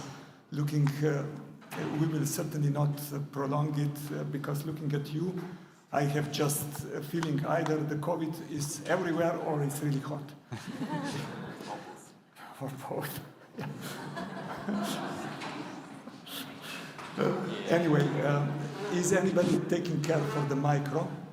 Yeah, sure, super. So it's time to ask the question. Please just say who you are. We more or less know each other, but anyway, it's decent. And if you have the question which is devoted to a specific person, or you would like anybody to address it, please. The floor is open. Heather. Thank you. It's Heather Gravy from Open Society Foundations. So I have to challenge Monique, who's a little bit, because as a great comrade in arms on many issues, I think it's very important you gave us this reality check, that consumers need the solutions to be cheaper, easier, and more fun. Okay, because that's exactly what the counter movement is offering them. Fast food, fast fashion, fast fuel, all of them are offering exactly that at the moment, and the whole point of this panel is how do we move to a system where the sustainable alternatives are cheaper and faster. And typically in a business conference, people say, no problem, technology will do that. Just give us the investment, public investment please, we'll create the technology and all this will happen by magic. So how can we harness consumer power to push in the opposite direction? Consumer demand to force companies to offer the sustainable solutions so that fast, cheap, and fun and sustainable are 4 categories that consumers ask for rather than 3. And I know that's a tall order and it's political as well, but that has happened on occasion, particularly the youth dimension. the younger generation. Look at how people under the age of 25 think first often about buying vintage, buying second-hand. So consumers voting with their buying power can be extremely powerful, and it has been in a number of areas. But how do we move the consumer movement faster in that direction? Thank you. Thank you, Heather. I see the hands popping up, but I would prefer just, if the question is specific and goes to the person, that it's answered. But be please straight to the point and short, so that we can then continue, please. I think there has been a change in consumer attitude. So there is a difference between attitude and behavior. Every survey shows that a majority of consumers want to live more sustainably, but that they don't see, that they have faced a lot of barriers. So as a policymaker, you need to work on the barriers. And that can be with, the price signal is one of them, so it's very important. That's one point I would like to say, so you need to develop a policy there. It can be with plenty better information, get rid of greenwashing. This is a horrible thing. Carbon neutral doesn't exist in real life, so stop carbon neutral advertising, for example, just to give an example. What I also would like to say is be aware of the bubble, because there might be young people who are aware like Tatiana, but there are millions and billions of young people who just don't care, who go for the junk food, who go for fast fashion. So there is also, and what we need is not the niche, if I can say it. It's more than a niche maybe, but to be aware. But it's to engage with the critical mass, and it's a challenge. And I don't have a response to that, but we should be working together in order to find solutions. I agree with you. Thank you. Thank you. Next question there. Sorry, do you have the micro? No, then we will go with you, because it will be quicker, and then the micro should go left. Please. Hi, I'm Davide Sabarin, also working at EEB. Just a question for Petrus. From your perspective, I mean, so far we've seen, as you mentioned also, the growth of environmental concerns and also environmental policies, together with the growth of an idea of a stronger Europe. You said it's between two. There have been two phenomena that kind of grew together. But we're also now witnessing some populist movements that are using environment as an argument against Europe. These bureaucrats that want to take away our pure cars, these bureaucrats that want to impose you when to refurbish your house, etc., etc., etc. Is this really something that's happening according to your experience? And again, from your perspective, what could be the possible answer to that? Yes, indeed. No, I do believe this is happening a lot, and it goes hand to hand. You see, this kind of narrative is usually driven by the same people who advocate illiberal democracy, as they call it, or the like. And I think it's very important for us to address this head-on, because if by any chance they are successful in making that negative correlation in the minds or the subconscious of our fellow citizens and our voters, that could be the end both of the European project, but also of all the efforts we are doing to strengthen environmental protections. And again, the role of civil society in that regard is huge, because we are very close to citizens. We are often trusted messengers and ambassadors, and we need to articulate the fact that this false narrative doesn't apply to reality. In fact, like it was said, those environmental protections are there to make life better for people, cheaper, more affordable, and make sure that our fellow citizens can have the kind of life that we're really advocating. So I think the challenge is enormous. As I said at the very end of my intervention, we are at this inflection point where if we are not able to deflect that kind of narrative, we will really suffer and lose everything that we hold dear. Thank you. Please. Thank you. Is it on? Magda Stoczkiewicz, Greenpeace, formerly Friends of the Earth Europe. Hello, Janez. It's been some time. It's been some time, yes. I want to try to reconcile, I think, this question about cheap products and environmental products. When the system changed in Poland, I was 19, and we moved from the head economy, kind of communist economy, to free market. And it took me some time to understand that free market doesn't exist, because there is always somewhere money someone pays to somebody for something, or someone else pays as externalities. So as long as we are not gonna tackle the subsidies and externalities, the environmental things will be more expensive. So that's one point. The second point is the social aspect. We have to take care of it. And the third point is the environment. We have one planet. And this is what was the core of the sustainability. What is sustainability? It's 3 pillars: environmental, social, and economic, which work together. And we are not there. After all these years, what is it now, since Rio de Janeiro, 40 years or so? 30? 30. 30, but limits to growth are 50. Yes, and we are still not there. So I think if we all start talking about money and reconciling that wrong assumption that environmental things are more expensive, then I think we can get somewhere. I started with See Bank Watch, always follow the money, then you will understand who is there and who pulls the strings. So that's a question to all of you, to what extent you see the reconciliation, but really demanding that these things are put properly and properly accounted for. Thank you. Be brief and quick because we should slowly wrap up. Who wants to address that question? If I don't want to monopolize. Everybody is free to answer. I'm totally convinced that that we can debunk a lot of those myths that living sustainably is more expensive, really.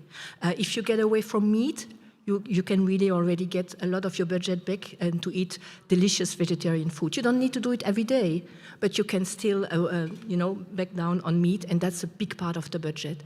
If you, instead of going to Thailand for Christmas and you stay local, it's also a big part of your budget that you can spend tremendous holidays locally, and that's also another way of spending less money with a lesser footprint on the environment. So there's a lot that can be done. If you are not living in Thailand, of course. Jürgen. Yeah, one further thought on this point. To what extent policymakers in the European Commission fall for the industry answer will provide you the type of solutions through technology.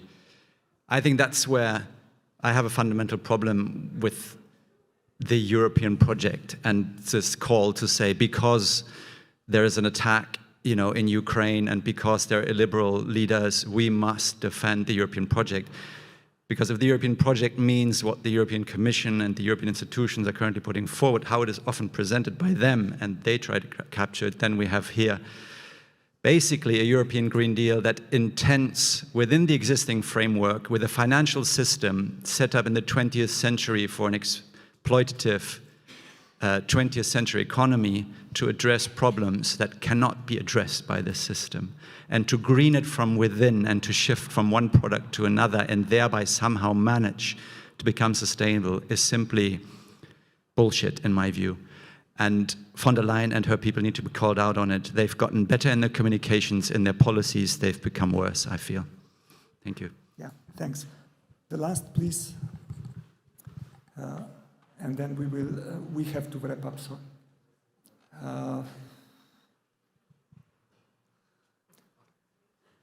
I would love to continue, I have no problem, but I'm just, okay, we will, I got the signal that I can continue.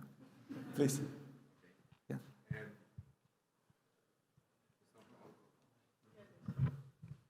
It is, it's fine. Now it's on, yeah. Mikael Karlsson, previous EEB president. I wanted to go back to the theme for this session and ask Ludovic, what can environmental organizations do nationally in order to help mobilizing and bring workers and trade unions on board in fostering a Green Deal? Thank you, Mikael. Yeah, not easy. I think, and that was also an answer I would like to bring to other questions, I think we have to repoliticize the debate on climate change also. We have to bring the question of inequalities here, because it's not only it was said, it's not by technologies that we will resolve. Technology can help, but inequalities are at the center of the climate crisis. We have a Fit for 55 package which is based on market mechanism. So the question of prices, it will go through prices for the moment. So if we want to change this, this is not as it is done yet that it should be addressed. And then it means if we want to repoliticize the debate, we have also to bring the responsibility of employers in the discussion. So not only saying to member states, you have to deliver plans to decarbonate, etc. Of course, we have to do this, and we all try to convince member states to address this, but this cannot be done by just begging employers that they will have decarbonation pathways by giving them money to do this. We need to anticipate the change, we need to plan the change, so it means that they have to be responsible for changing how they produce.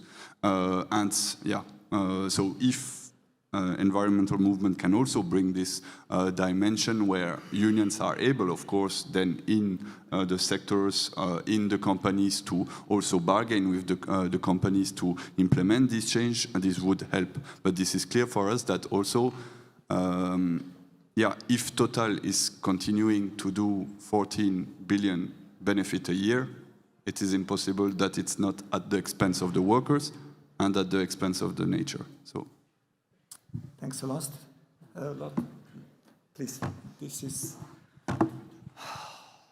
Please don't. Thank you very much. These are the last two, and then I'm finishing. Okay. Great panel, Thomas. Don't. Just questions, please. Thomas Arnold, Advisor Sustainable Development Goals, DG Research and Innovation. Conciliating the planetary emergency at large with the social ambition, is it possible to do this without boldly enhancing equality? And how far would we have to go in reducing inequalities within countries and globally? Easy, very short. So, if you have 1 hour, we can answer. Yes. Who wants to go? You see, the answer was even shorter. Anybody wants to comment?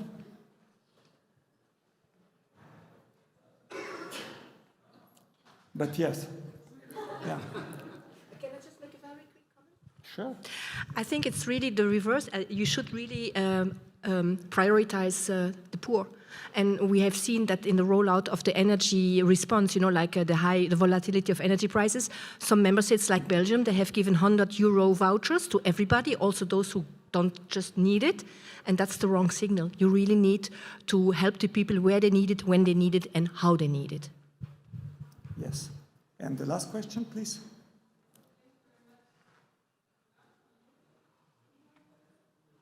There we go. It was already on. Thank you. My name is Laura, also from the EEB, but I'm also kind of speaking maybe more as a young person. My question is to Tatiana.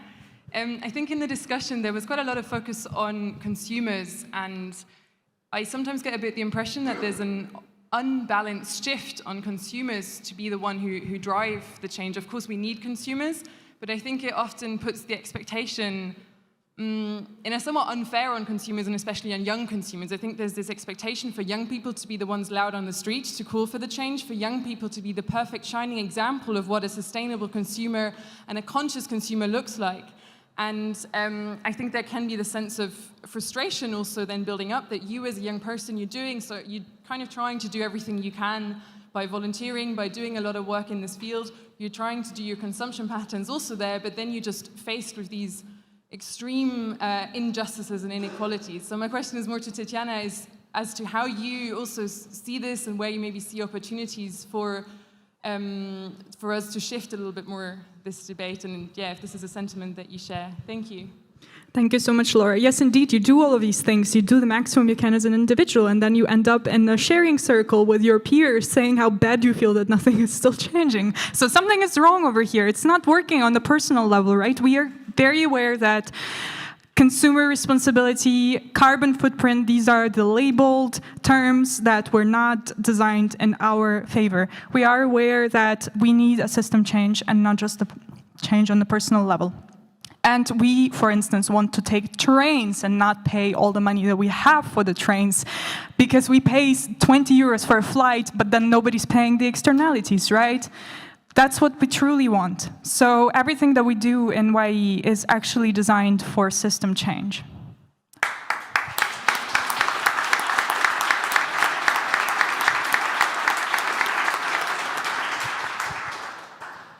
You see, I told you that you don't need paper. I have to conclude this session. It was a very nice session. I will just try to draw some conclusions because that's supposed what the moderator should do. In the first place, one message which I think stays with us, which is very clear, is that we have to build the trust in transition. So everybody who was here was basically speaking about that. The only thing which I would add when we talk about fairness, equality, trust, fairness, equality doesn't stop on our borders. We are living in the world where we are privileged. And if we will disregard that fact and look inwards instead looking outwards, we will remain out of the reality. That's the first. Second, indeed, consumers are extremely powerful. But if we are honest to ourselves, consumers are today heavily manipulated by capital. If you don't believe me, open the TV tonight and you will immediately see that that's the fact. So, in one hand, it's we are living in we have created an economic system which is systematically in imbalance. So we have, obviously, because we have still too much poor people even in the high-income countries, we are obviously undervaluing labor and not valuing nature, and we live in market economies. And if you look to the data, according to data, natural capital was undervalued in the last 20 years, approximately 40%. Which means that actually we are recording GDP growth while we are indebting future generations. And this should stop. And it's, I think it's, imagine that you are a customer which is going to the food center and you take the food from the shelves and go home and don't pay it. Do you think that that customer center would not get bankrupt? And that's exactly what we are doing to nature. So we go there, we take it, we pocket it, and that's it. And we think it will not get bankrupt. It will get bankrupt. And what we are currently doing is that on the short term, with rational behavior based on signals which are in the long term leading us to irrationality, we are all somehow trapped in something which Finnish author Arto Passerina titled in his novel Charming Mass Suicide. It's actually suicide while you enjoy. So we need to tap into those uncomfortable things. So sending or whatever commission or any other body wants to bring a regulation on the table, which is responsible, good. As long as you have regulation which is trying to defend public interest, while the market seeks, so sending you here, while the market signals are actually sending you here, the result is confusion on the markets, a lot of lobbying and uncomfortable situation among producers, and of course also lots of confused consumers who are by definition asked to pay more if they act responsibly. So with that, it's really difficult to see the way out, and we simply need to go to some of the core reasons which we have created, because these are the essential reasons why we are where we are. And fixing the wrong or cleaning the wrong economic supply system will simply not do the trick. It's necessary and needed, but it's not enough. Next thing so simply what I want to say is, ignoring the wastefulness of our production and consumption system, should simply end. And we should, with economic systems in which we are living, it's time that we put back in the center humans. Currently what we are doing, and also measuring, it's maximizing the amount of products on the markets, which are produced and put on the market. We are not maximizing and following human needs, actually.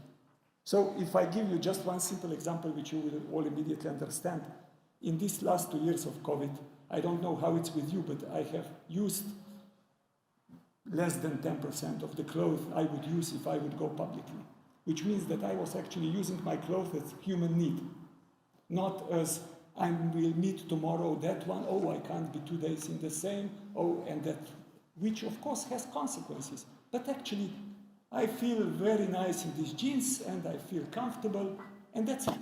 And I actually feel much more comfortable than in the goddamn dress which I would need to wear according to the rules. So these are human needs, and human needs are those who need to be in center. And we simply need to be, we need to maximize that. We need to maximize well-being, not the amount of things which we simply put on our markets. So, in short, we need to move from efficiency to sufficiency, or better to say, complement efficiency with sufficiency policies. And the last two things, one clear thing for everybody, and we have heard it also today from the discussion, is that while we are in these challenges which we are currently facing, so prescribing painkillers to heal the things which we are currently facing, as the challenges which we are facing, acute diseases, will not heal the chronic diseases in which we are. And we are all dealing with the chronic disease, actually. So it's fundamental that when we deal with that we don't stop taking the medicines for chronic disease, otherwise we will go bust, because that's how the things work. So doing that simultaneously is the only and the best way of our defense against any future crisis, be it environmental, be it economic, be it geopolitical, be it whatever you want, but that's the only thing on which we have really to work. And finally, standards and behavioral patterns which we are today enjoying were, if we are honest, built in high-income countries. And we are those who have consumed the positive effects.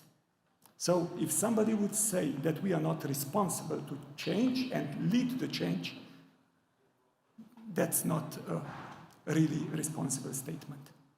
We are those who have to do that. And we have to lead the way. But that doesn't mean, so while the responsibility for the past is clear, that doesn't mean that the responsibility for the future, it's not joint and mutual, and that anybody is given a clear signal that you can do and repeat some of the stupidities which we have learned. And many of those were done without us knowing that we are doing the damage, or our parents. But we know now. So this is not giving anybody a blank chart that it could continue with the things which are simply damaging. So, in one sentence, which I'm repeating now constantly in the conferences, if we want to avoid extinction of elephants in nature, we have to extinct elephants in our rooms. Thank you. You have been an excellent audience. Thank you to all of you for this. Jeremy, thank you again. And have a nice weekend and take care.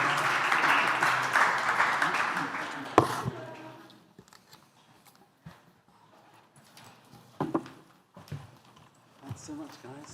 It's great. Yeah, really good. Are you around? So we catch up. Yeah, good. All right, thank you very much, Giannis, and the whole panel. And we are soon ending today's conference, a conference that I think has been very interesting, and well, I think we can conclude that there has been quite some positive changes over the last years, but there is still so much more to do. And the positive change we have seen is, of course, a result of hard work from many people, and one of them is our Secretary General, Jeremy, who has been with the EEB for 11 years, but before that in the environmental movement for, I don't know, all your life perhaps. And so now I have the pleasure to invite Jeremy to this place and give the floor to Jeremy and to give his reflections in a longer view of successes and failures of the past and challenges of the future. Jeremy.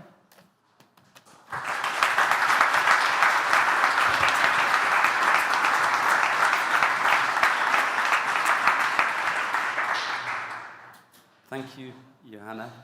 I'm really hot, or else I've got COVID. I don't know what you thought about Yanis's joke. I thought it was a bit edgy, but yeah, anyway. I don't think I've got COVID, but I am hot. And now we really are getting close to the point of being, you know, we're the only ones between you and the reception, so I'm feeling the pressure.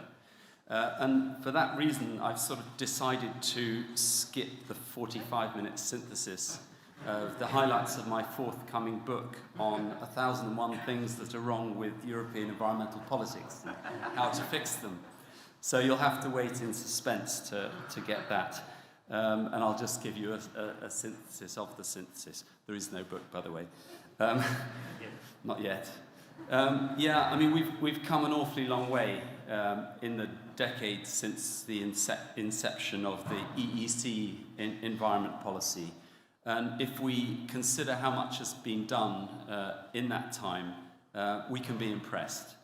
Several decades building up environmental policies, moving from a time when actually environmental regulation was only seen as necessary to enable the functioning of the single market, to a point where environmental protection became something in its own right, and then an increasingly comprehensive set of laws and policies. Not fully comprehensive, it has to be said. But if we consider how much remains to be done, and for some environmental problems just how little time is left, there is not only no room for complacency, there is actually cause for downright alarm. We've lost valuable time due to poor leadership. When I took over as EEB Secretary General in 2011, we were halfway through the second term of the Barroso Commission that Yanis Potočnik just referred to. And we were eagerly awaiting a new commission, naively floating ideas that were something like a European Green Deal, actually. After all, we knew it couldn't be worse than Barroso. How wrong we were. Juncker doubled down on the jobs and growth agenda and operationalized it through a system for filtering out any legislative proposals that did not serve the jobs and growth agenda. The only reason it was not more of a disaster for the environment was the good work of some of the committed services and a few commissioners, and of course Yanis Potočnik was one of those, and of course the pushback from a wide range of stakeholders, including member states, MEPs and NGOs, among others. And we think back and almost like a nightmare at the idea that the cornerstone of nature protection, the Birds and Habitats directives, were being threatened with the axe at that time. Really extraordinary, and the circular economy package was actually withdrawn. The air pollution package was almost withdrawn, but was just kept. So under Juncker, the process is ground on, trying to keep under the radar, but without the required urgency or momentum. And then we had the annus horribilis of 2016, with the twin disasters of Brexit and Trump. Brexit, and I'm sure Petros would agree with me here, was the biggest setback for the European project since its inception. We're inclined to forget how the UK was only one of several countries with strong Eurosceptic movements. but the particular flaws in the UK decision-making processes, both the specific setup of the referendum, but more generally a deeply unfair electoral system that creates artificial majorities, led to this result. I sometimes wonder if the EU had had a European Green Deal at that moment and had effective leadership communicating about that, whether it could have made a difference. The point was made in the previous discussion that, well, some European citizens are concerned about the European Green Deal because of the red tape argument, but the successive opinion polls show that action by the EU on the environment is highly popular, and that citizens actually want more action by the EU on the environment. But then when the chief communicator is somebody like Juncker, who's deaf to that issue and is stuck in the 20th century jobs and growth paradigm, it certainly wasn't helpful.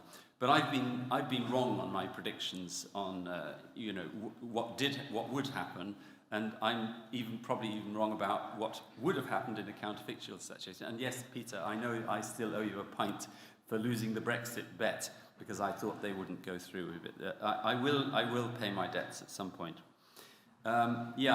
So of course it goes on with the law-breaking nationalist cult of Johnson continuing to distract and destroy, with this week's outrage being the possibility of withdrawal from the European Court of Human Rights being contemplated because its findings were inconvenient, that being raised. So I do hope the UK will come back into the fold at some point, but it seems that things need to get worse before they can get better.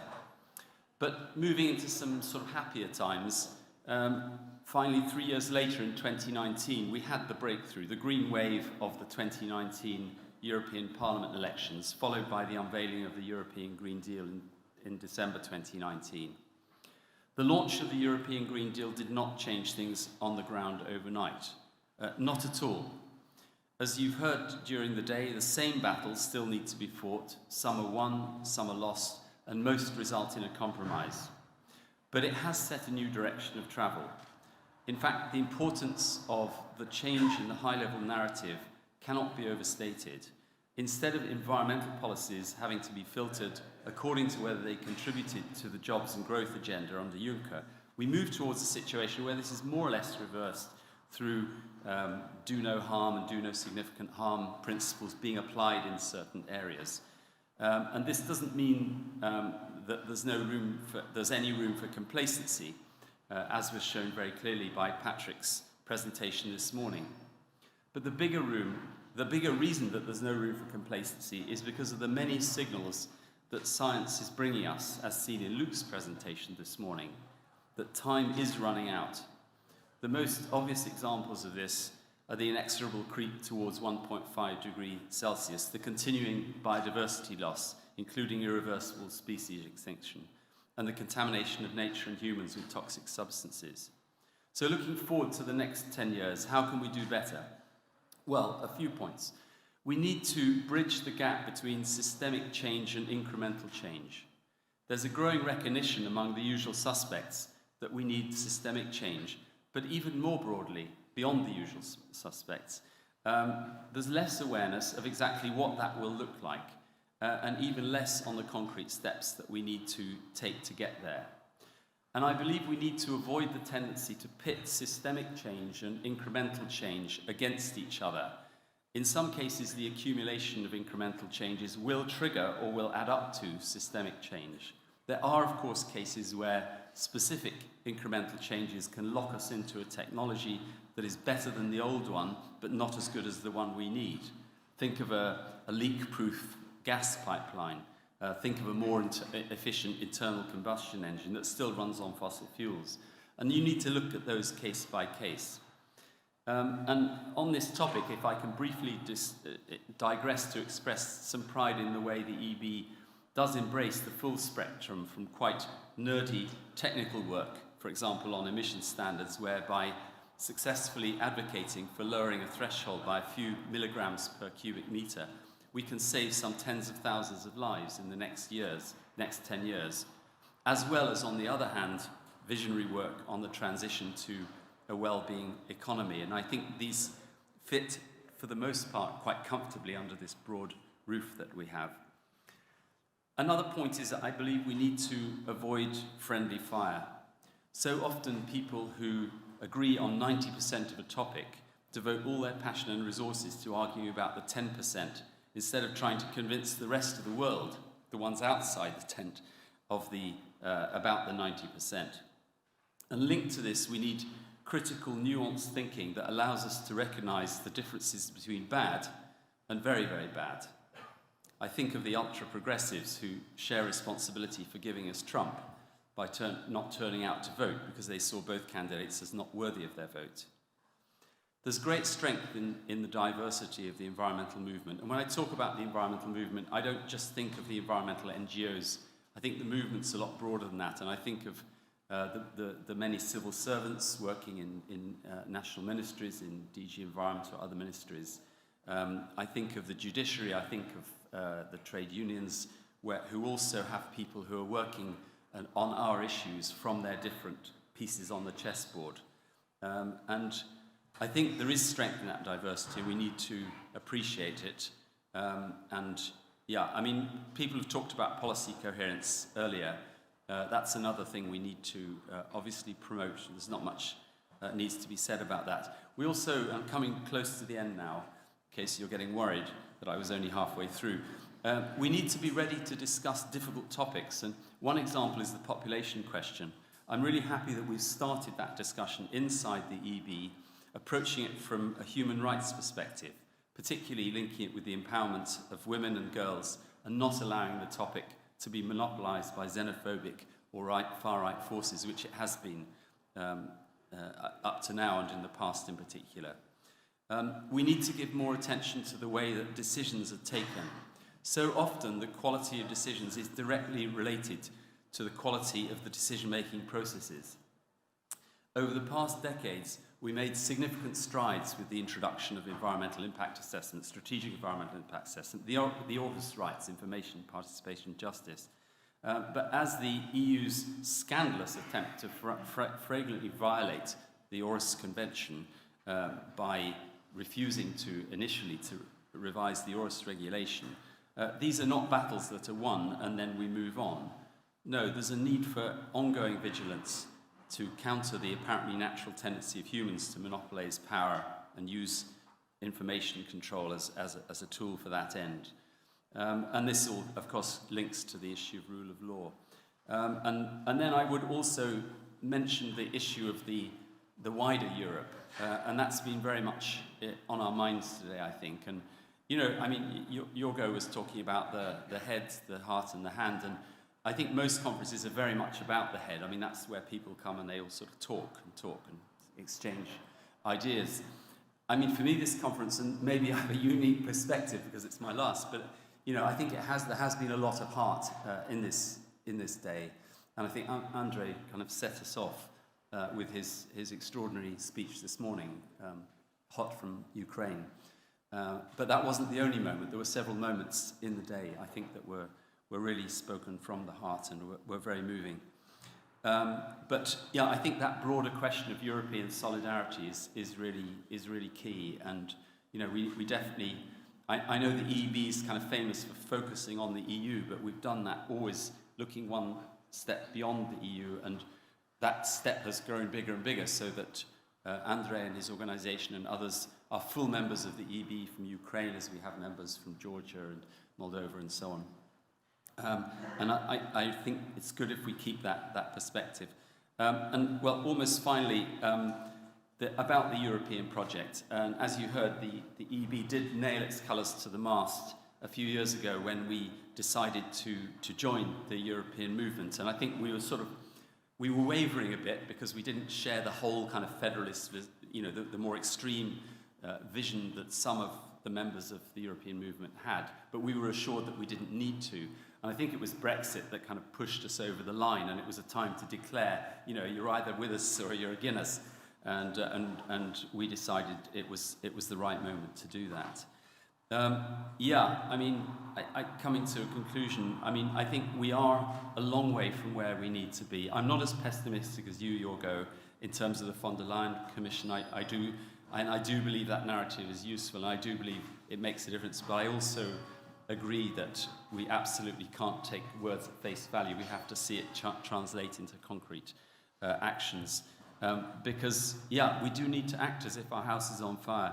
We need to step up our efforts as if our very survival depended on it, because it actually does.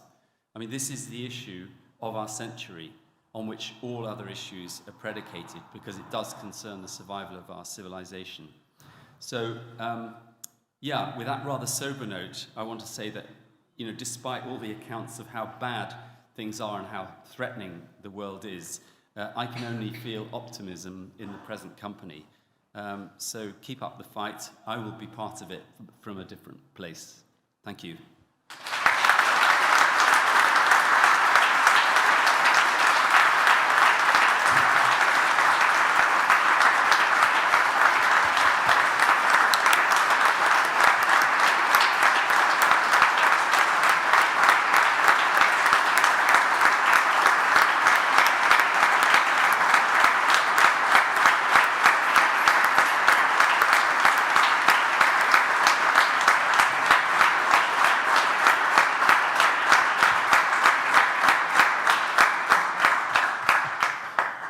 Thank you very much, Jeremy. The good thing is that it's still more, 4 hours or something before this place closed, because now it's a reception, and it is also Jeremy's, or it is actually Jeremy's farewell party. So we still have some time to spend with you. Very fantastic person.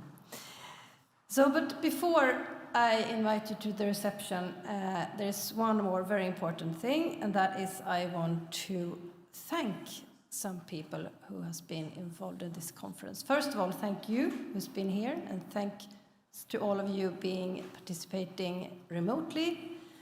And thank you then very much all of you has been part of the preparation of the conference. And I want to mention a few persons specifically, and that is Alessia. Are you here?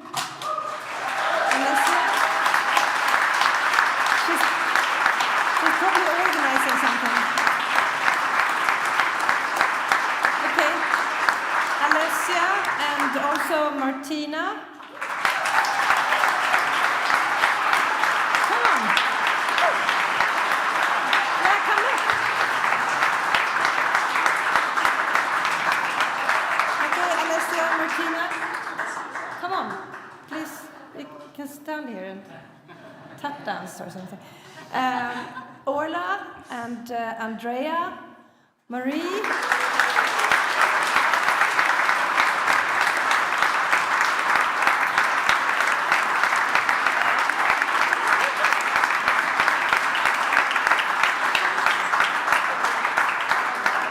Marie. All right, and others in the back. And the whole communications and IT team, all the EEB policy experts who